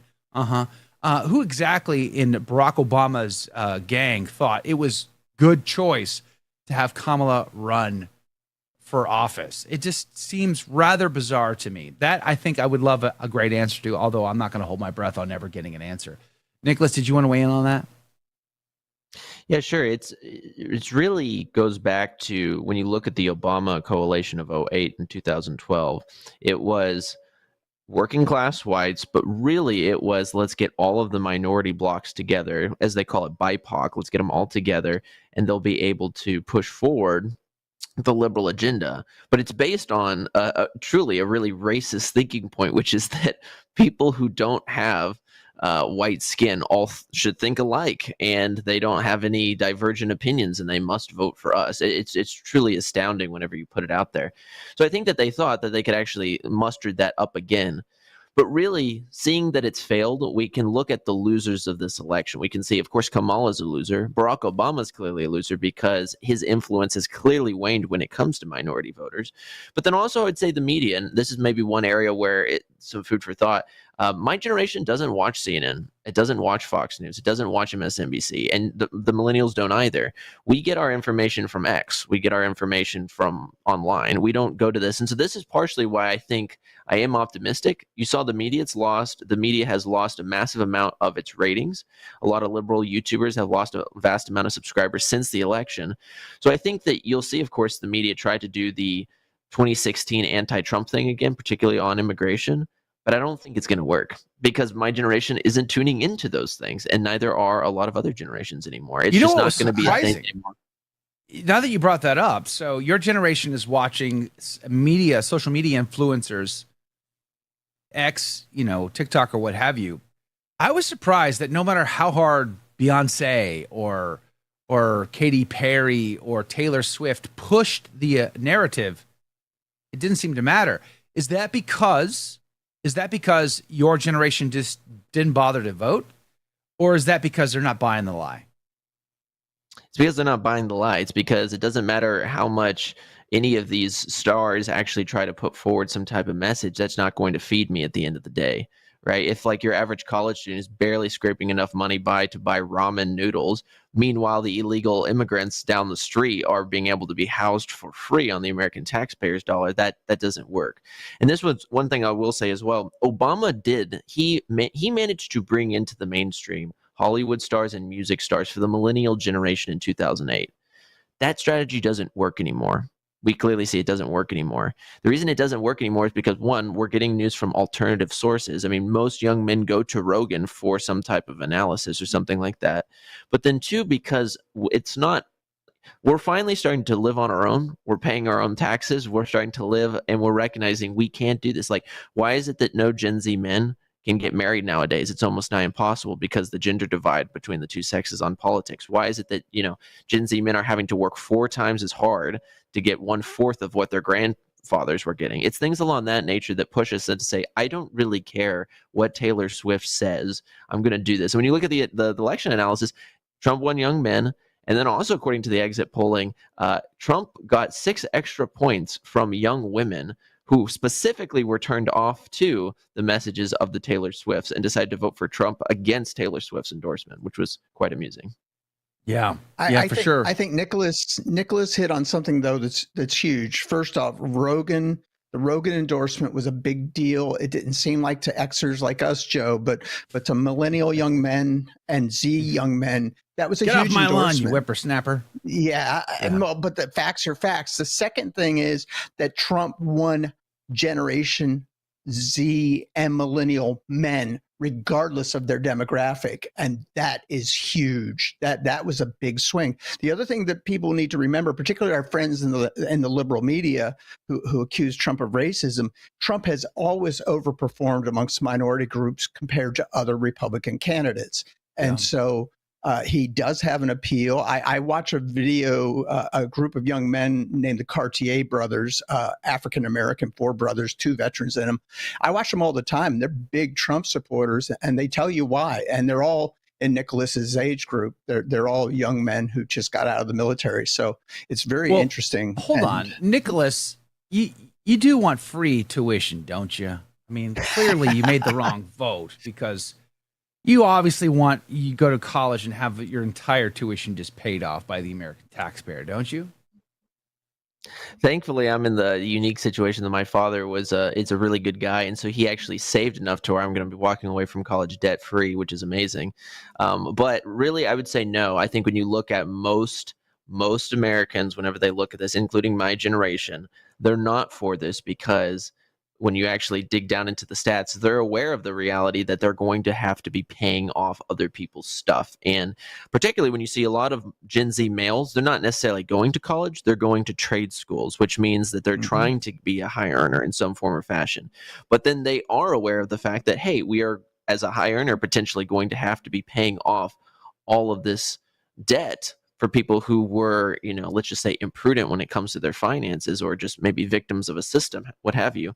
I don't think they want to have for it. So I think if the Democrats were wise, they would do what they're not doing right now, which is they would actually address the issues in their party. They'd move away from the woke stuff because it's not working anymore. They'd move away from handouts because it's not working anymore. And they'd become the party of the JFK worker again. If they were to do that, then they will actually have a fighting chance in 2028. But if they don't do that, they're going to get steamrolled again. Gregory says free energy drinks for everyone. Like Caesar giving out bread in the theater, right? No, thank you. Laura, good morning to you. Thanks for hanging out with us today. Edward Clancy brought up an old name that I hadn't thought about in a while. Edward, good morning to you. Thanks for being on the team. He says, unfortunately, we lost George Neumeyer, who made a career of chasing down the shenanigans and the brass of the U.S. Catholic Church. He died of malaria in the Ivory Coast of January 2023. I was the last guy to interview George Neumeyer before he died. We interviewed him, and then just a couple of days later, he was dead. And I was pretty shocked by that. That was awfully strange. And he was in the Ivory Coast because he was pointing out that although we get these reports out of Africa that the church is busting at the seams, it's growing, it's the future. Remember, every time we're told that Africa is the future of the church, he was there showing the receipts that, I don't know if that's true. The churches seem empty. The Protestants seem to be busting at the seams, but not the Catholic Church. The churches were empty. There were very few people going to Mass at the Catholic Church in the Ivory Coast. So there seems to be a big problem there, and George was trying to report on that. Unfortunately, though he did die, God rest his soul. But Edward, thanks for being on the team today. Tradish Mom says, did Trump fundamentally change how campaigns will be run from now on by going on podcasts with Kamala, paid off celebrities, and had volunteers knock on doors? Now, so I'm old, right? I'm very old, and I go way back. And I have, anytime someone says to me, hey, you've got that podcast, I immediately cringe. And I go, no, I've got a radio show that I podcast. It's my generation. Radio was such a big thing. Like when I was a kid, becoming a radio personality was a huge thing, which is part of the reason why I got into radio in the 90s. It was a big thing. I started podcasting. I started podcasting when podcasting was brand spanking new. 2005, I had a podcast out. Almost no Catholics were podcasting in 2005. I was live video streaming in 2009 with Ustream back in the day. So I've done a ton of both. But it saddens me to some degree that we see the decline of radio and the rise, and it's flip-flopped. Now podcasting has got the cred, the street cred, so to speak, whereas radio, traditional broadcasting used to. Now it doesn't. It's almost inverse now. It seems rather strange. But I think we've come to that tipping point, because never before were presidential candidates going out of the way to be on podcasts, the way they had this election. So clearly that signals a big change, don't you think, Nicholas? 1000%. The great unsung hero of this election is Barron Trump. Barron Trump was telling his father over and over again, Dad, you need to go to all these shows. Why? Because that's where young men are. The whole let's put a garbage vest on, that is pure Gen Z memery. It was, hey, let me put this on because the internet will love this thing and they will get out and vote for me. When you look at Trump and he goes to McDonald's, he literally opens the video with, I'm on my way to McDonald's. I've always wanted to work there and we're finally going to do it. We'll work there longer than Kamala ever worked there. He goes there because he knows that millennials and Gen Z grew up on the internet. We're all, unfortunately, have internet rot brain. We're stuck there. And so we're going to appeal to it. But it's a good sign because what it tells us is that the tides have turned, and now the people that are, again, like on these mainstream media networks, they're irrelevant. I don't know one person in my age demographic who, if I was to walk up and say, do you know who Joy Reid is? None of my friends would know who Joy Reid is. They have no clue who that is. But also, and conversely, if I go up and I ask at the local Republican Party, like college Republicans, hey, do you know who Rush Limbaugh is? Maybe one will know who that is, which is kind of sad, but that's just the reality. What? Times have changed, and that's just where we're at. No one's listening to talk radio in the sense of Gen Zers in their car. They're going to be listening to Spotify. They're going to be listening to music. They're going to be listening to podcasts. That's just where things are. And I think it's because it's more organically authentic. It's just like a guy or a couple friends chit-chatting around and talking, as opposed to like very formally structured and everyone looking like a bunch of stiffs. I think we just want authenticity in this kind of vague world. And so that's why. Hey, Mimi says, agree. Mimi says, Joe, when we were kids, we sat by the radio and we waited for our favorite song, and then we quickly pressed record on our boom boxes. So true. I did that so many times. So true. Remember when speed dial, Mike, you remember when speed dial was the feature, like the coolest feature on the phone? And we could speed dial the local radio station so we could try to like be the 10th caller now and win 2 tickets to the concert tonight. We'd hit that speed dial in hopes to get to win the ticket. Listen, Joe, I consume most of my media through podcasts as well, and I'm by far, I'm far away removed from a millennial or a Zer, but it's a convenience factor. I listen when I want to listen. When I'm in the gym running on the elliptical, I'm listening to my podcast. It's how I keep up. And by the way, I'll translate it for you, Joe. Z and millennial, their Rush Limbaugh is Joe Rogan, and Tyrus. Tyrus seems to be very popular as well. And Trump was interviewed on both of those shows. So he did a wonderful interview with Tyrus. But Joe Rogan is no Rush Limbaugh, man. Joe Rogan is no Rush Limbaugh. Tyrus is closer to a Rush Limbaugh. I don't care how many psychedelics that man takes. He's never going to be a Rush Limbaugh. He's going to be bigger. I mean, obviously his reach is larger. No question about that. It certainly will make as much, if not more, than Rush Limbaugh. But he's just, that's to me what's depressing is Joe Rogan that's like Jake Paul. Jake Paul's not a great fighter. Jake Paul is average at best. Good grief. But that's the standard that we live in our society. We've brought the bar so dang low. Like what we want in America is money in the back pocket, and we want to watch a good fight, and we want to drink, Pabst Blue Ribbon, I guess. I mean, that's our goals for the world are so low that Joe Rogan becomes the guy who's going to determine the outcomes of elections? Really?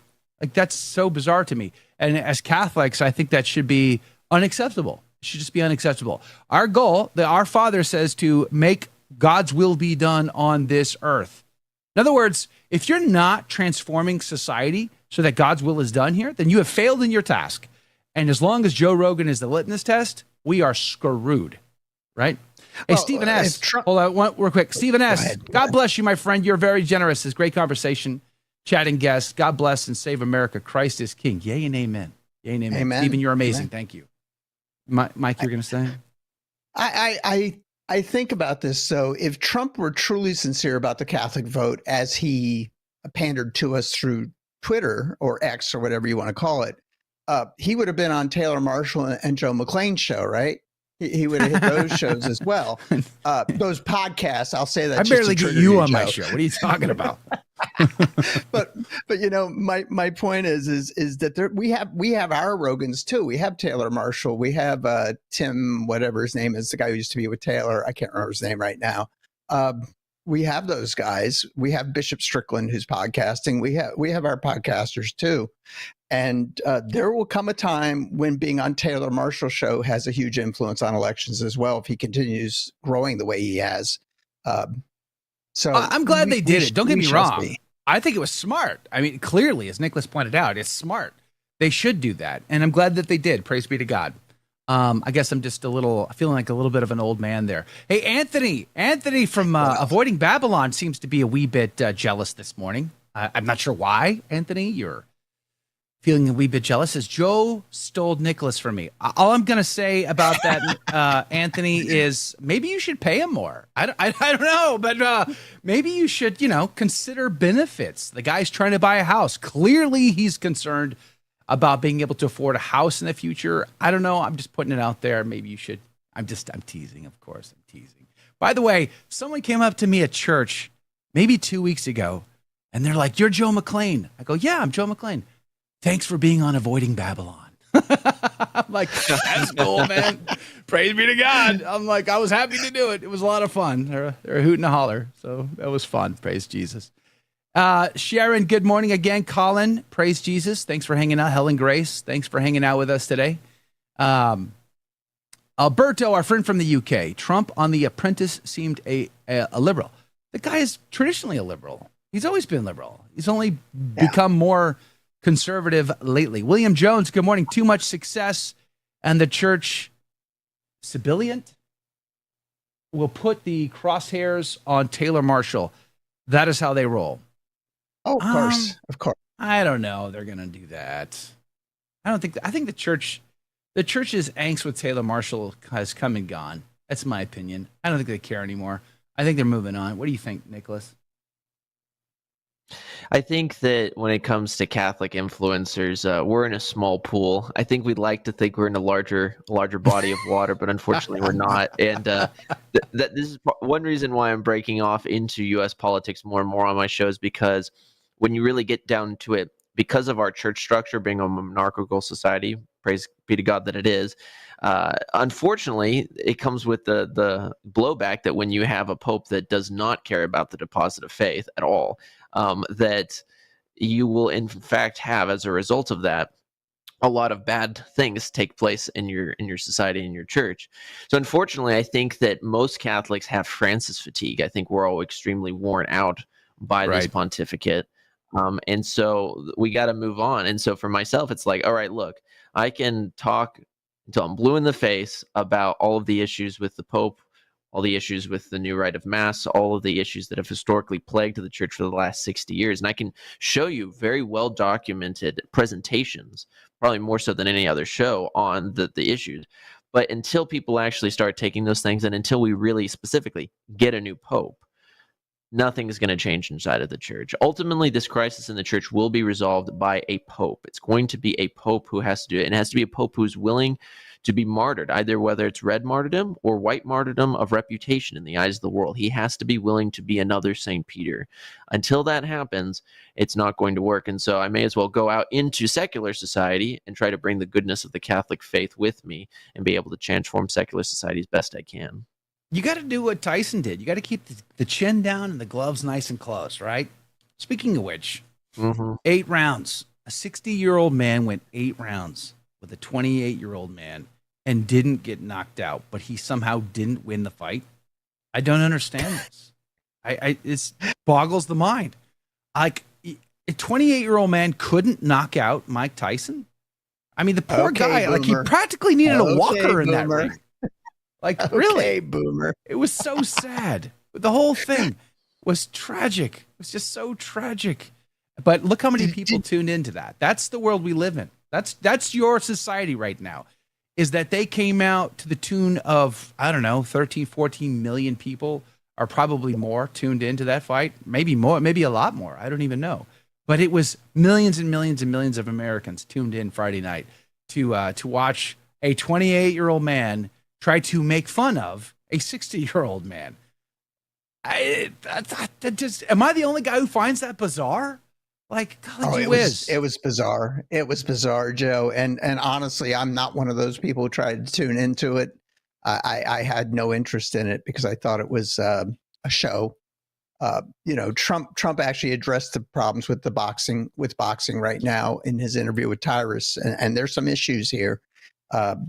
And compared to the UFC fights the next night in Madison Square Gardens, it's a whole different thing. But I thought it was interesting. Tyson, did you see Tyson's tweet yesterday? Mike Tyson's tweet? No, I didn't.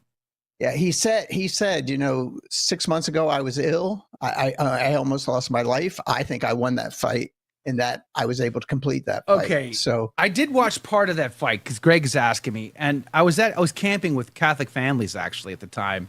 And we were talking about it, and we pulled out our phone, and like, I don't have Netflix. I'm not paying for Netflix. Netflix loves to blaspheme our Lord, and Netflix loves to trash the Queen of Heaven and Earth, and I'm not giving it my money. Sorry, but no, thank you. So I canceled my Netflix subscription years ago. So I wasn't going to pay for it to watch this thing, and there was people camping like 2 sites up from us, and they were projecting it on the side of the cabin, actually. So some of the guys went over there, but I didn't do that. I sat there and pulled out my phone just to kind of see what the status was. And there were so many millions of people tuning in that these streams were crashing, right? And so I got glimpses of it. The first round, he checked Jake Paul's chin in that first 30 seconds, which I think made Jake Paul have to make a decision, for the rest of the fight. Oh, Tyson may be 60, but he will knock me out if I'm not careful. And I think he spent the rest of the fight just doing what he could do best, which was keep Tyson at bay. And Tyson looked like an old man, just, like, stand still, you little whippersnapper punk, just trying to get to him and could never really quite get to him. And he just spent the rest of the fight doing that. But Jake Paul couldn't. And my friend Adrian Fonseca, who's going to be on the show Friday, by the way, to talk about the Netflix special on Our Lady, which is also bad. He and I were chatting it up by text Friday night because he's a boxing fan. And he seems to think Jake Paul refused to knock out Tyson. Like, he was capable, had chances, and just didn't do it. So a lot of people are asking the question, was the whole thing rigged? And in the words of Mike Tyson, everybody has a plan. Or I can't do a good Tyson, but everybody has a plan until they get punched in the face. Get punched in the face. Right? Until they get punched in the face. So I can't do a good Tyson. Oh, here's a Tyson question. voice. Do either one of you know, is Mike Tyson still Muslim? He never says Allah anymore. That's interesting. He says God, not Allah. What does that mean? I don't know. Colin says, sounds like Joe actually watched it. I watched parts of it because we were having a good convo over the campfire Friday night. But it got cut off because there was, I was watching a pirated stream, to be honest, on X, and it got cut off. So we never finished watching it. Stephen S., are you not entertained? Yeah, exactly. Are you not entertained? Dan Bongino, Michael Knowles, they're okay as far as the political things. Anyway, this is Janie Mack. On Catholic stuff, you guys, some of the priests are via Anthony Stein are very good. I'm guessing is what you meant. Seems to be a typo there. Damien Keller. Good morning. You have Mike Church, who I think has a pretty dedicated following. And I think the biggest Catholic podcaster right now is Father Mike Schmidt, right? As far as Catholics go? Yeah. Yeah, Mike Schmidt. Yeah, I think he's number one. I think so, amongst Catholic podcasters. Of course, Pints with Aquinas, he's doing very well, obviously. Matt Frag, Taylor Marshall. I remember in 2014 when I had been on YouTube since 2008. In 2014 is when I decided to take YouTube seriously. And at that time, I could count Catholic YouTubers like on one hand. I mean, there were Catholics on YouTube, but like the ones that were like making any headway, I could count them on one hand.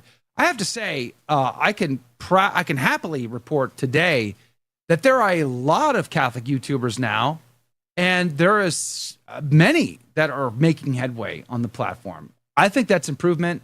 And I've said one of the things that if I would do if I had George Soros's money is I'd be the wizard behind the curtain.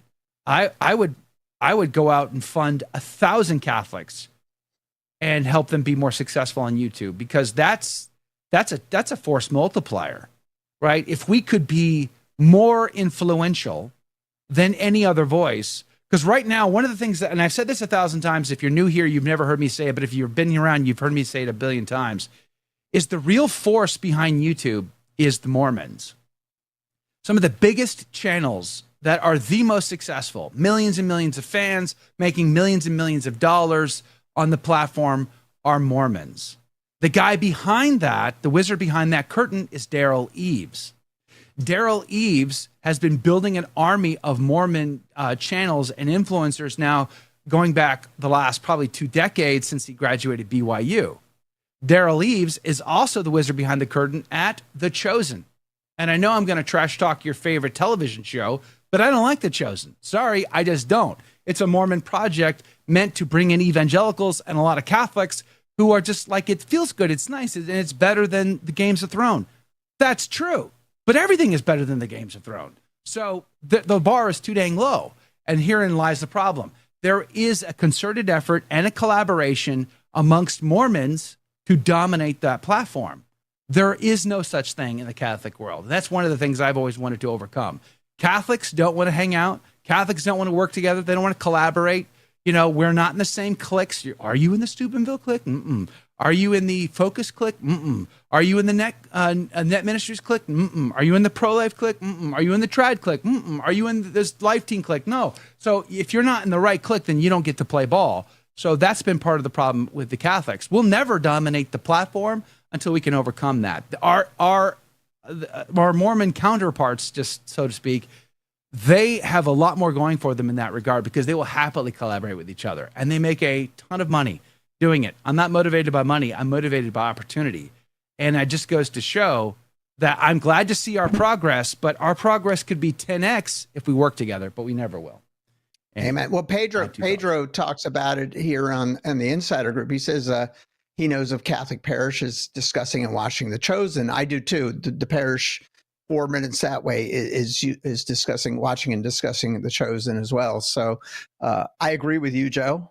I do agree. It's they're sneaking in their Mormon theology through The Chosen.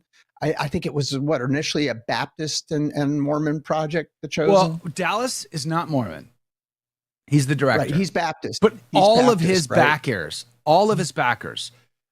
are Mormons. In fact, they're fighting over it in court right now because Dallas stole some people away from Angel Studios. He stole a guy away from Angel Studios to work directly at the Chosen organization, and now they're battling in court over who gets to take home the most money from the project, and it's all about distribution rights, etc. So and Daryl Leaves is the mastermind. I'm telling you, he's the wizard behind the curtain, and he's not dumb. And I started paying attention to him in 2014. I started figuring out, okay, what is the formula that he's been teaching and training all of these Mormon channels. Now, if I had money, I could go hire Dallas or Daryl Leaves.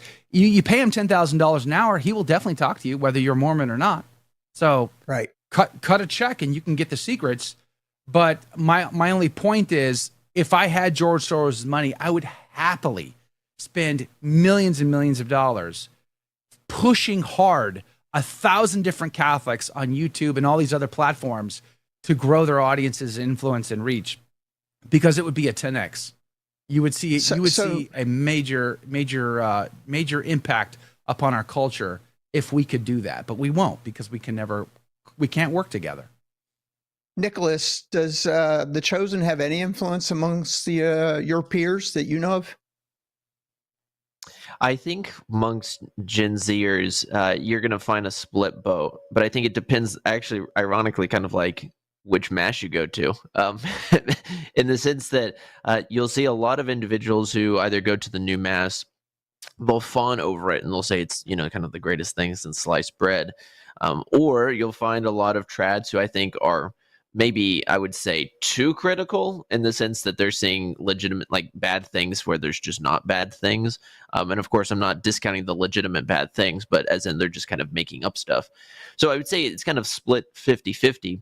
When it comes to broader influence on Catholic culture, I think that The Chosen will have a lot of influence because, unfortunately, Catholicism doesn't have influence inside of the Catholic Church.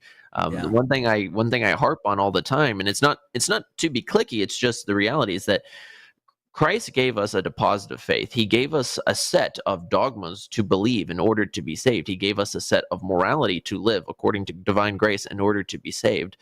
But if we see Catholicism as this, Overton window where there's left Catholics and right Catholics and, a pendulum swing here, there, or whatever, then we've lost the plot. You either are Catholic, and i.e. you accept all of the teachings of the church, or you're not. And because we have a post-conciliar magisterium, which is very much so interested in pushing ecumenical dialogue and pushing religious liberty and pushing collegiality and pushing a Protestantized new mass and pushing all of these things, we're now at the point where we're being gaslit and told that if you don't, on the one hand, accept no salvation outside the church, you're in trouble, but also you're supposed to accept all religion to God. Like, that's just the warped world that we're in when it comes to the church, is that we're trying to mesh these two. And so I think my generation, a reason that you see a lot of Gen Z guys either going to the Latin Mass or going to Islam or going to Eastern Orthodoxy is because, secularly speaking, we're starving of culture. We don't have anything, and we're looking for something serious. And the Latin Mass forces you to be serious about your faith. It forces you to study. It forces you to fast. It forces you to grow in virtue. whereas everything else does not. It's banal at best, and particularly if the parish is run by a bunch of the parish council Susans, you're not going to find any young guys there. We're all going to leave. Yeah. It's not attractive, is it? It's just not attractive. Not at all. It doesn't ignite any flame in the heart of a man. It just feels so boomerish, and that's you just wonder, is it going to die? Like, is that going to really die off? This whole experiment that they've been doing now for the last 60 years post-Vatican II. Or have they, and I got strong opinions about this, I suppose, because I believe the seminaries, even though they have been statistically getting better, I still believe they're designed to train young men, even if they're Orthodox, even if they're pro-life, even if they're solid guys. When they get finished, put out the other side of that machine, they come out to be company men. And I'm not convinced that the next generation will solve a lot of those problems.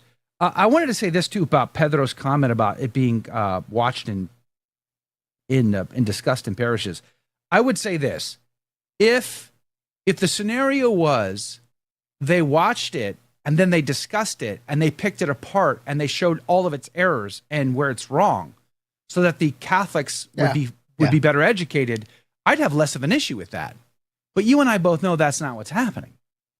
It's all about, how does this make you feel? The church of what's happening now. Something I talked to Bishop Strickland about last week. It's like every time I've ever been to a Bible study at a Catholic parish, it's always been, well, how does this verse make you feel? I don't give a flying flip how it makes you feel. I want to know what the church teaches about this verse. Give me the tradition of the fathers on this verse. Stop with your nonsense. I don't want to light a candle and hold hands and get all mushy gushy. I want Heartbreak Ridge. I want Gunny Highway to tell me the facts, not the emotions of the thing. And that's where we are. We're just, everything is emotional based. And the Chosen really plays into that emotionalism that we see running rampant in the Catholic faith these days. So I'm not convinced that because I mean, it's true. You meet people where they're at. As Father Mateg said, there's no other place to meet a person other than where they're at. The question is not meeting people in their difficulty, in their circumstances, and their sinful lives. It's what do you do after you've met them is the problem. And our answer thus far has been, well, nothing. You just hang out with them, just like Jesus did. No, I'm sorry. Jesus called everyone to conversion. Even if he hung out with Pharisees at dinners or the woman caught in adultery, either way, both were called to conversion, and we should be doing that too. But we're not. So I think a parish should be better off not having those conversations if they're not going to do it well. You mean Jesus wasn't the hippie that when he said, "Get behind me, Satan," he really meant it, Joe? Well, did he really mean it? I don't know. Depends on if you're reading the NAB, probably not. But friends don't let friends read the NAB.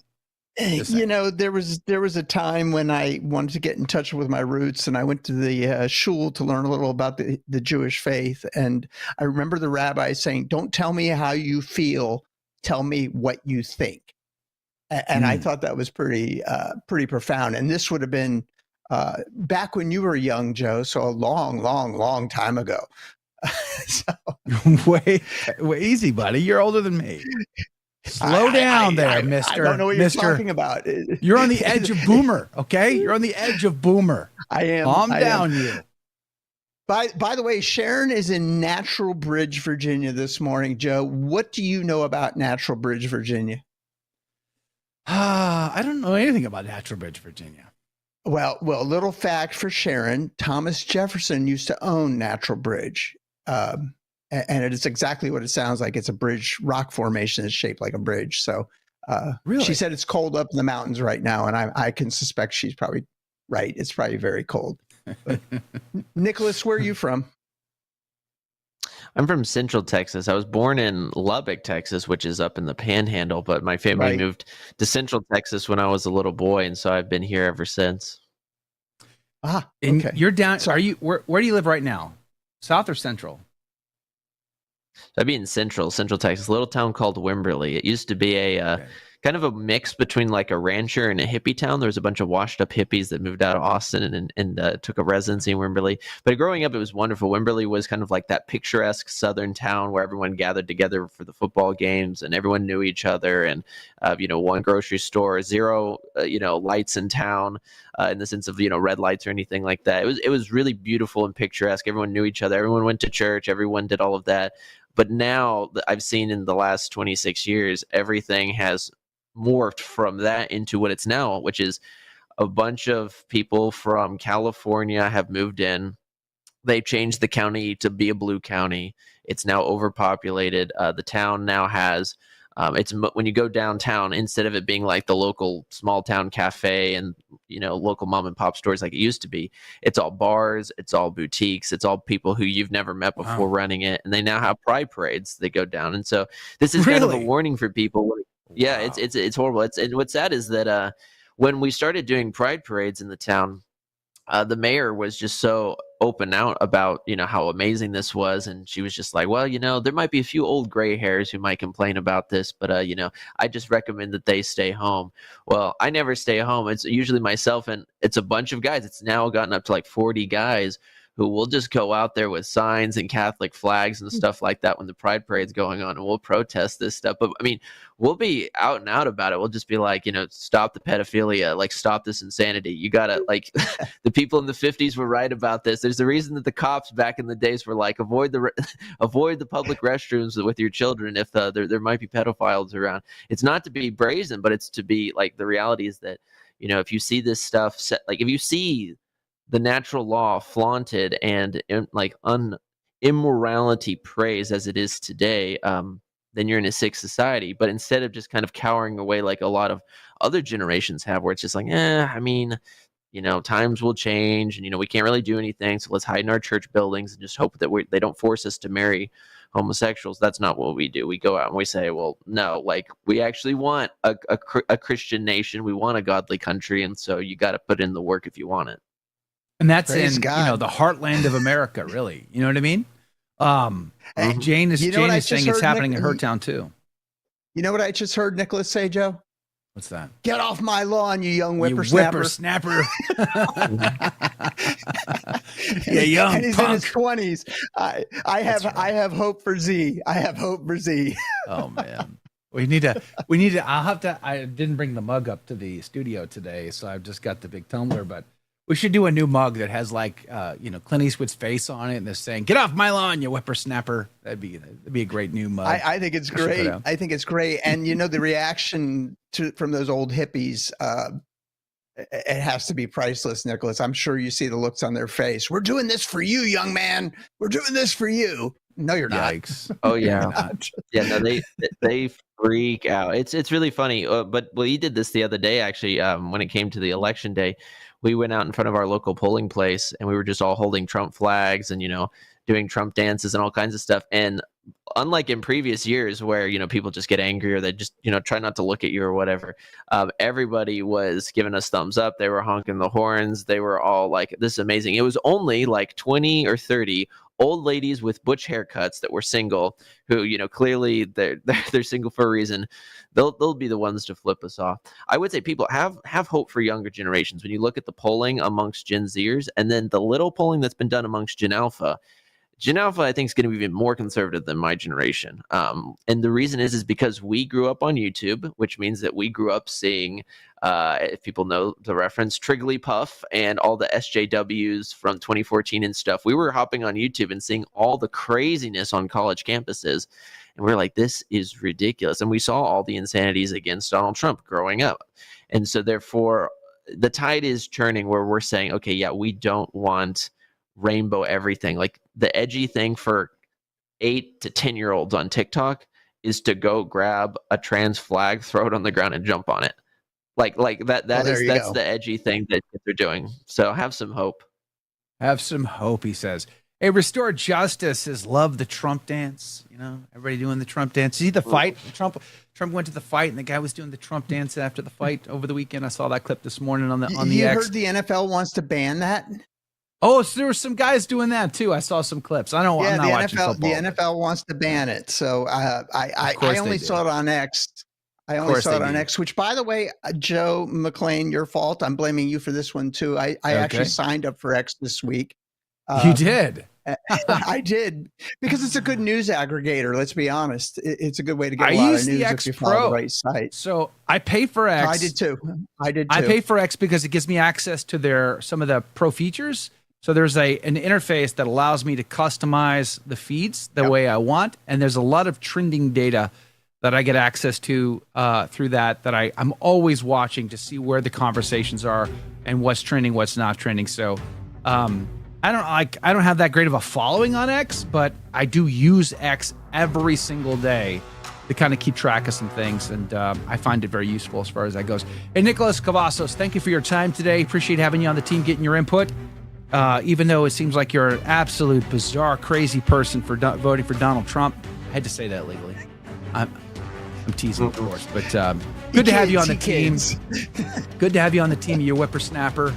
And always enjoy Avoiding Babylon. You can catch Nicholas on Avoiding Babylon all the time. Praise be to God. Great, fun show. I encourage you to check that out. I had a great opportunity to be on there a few weeks back. It was a hoot and a holler. So if you've not done so, make sure to subscribe to both of those channels. I got Father Carlos Martins on the team tomorrow. He's got a book coming out on exorcism. Should be fun. We'll see you there. God love you.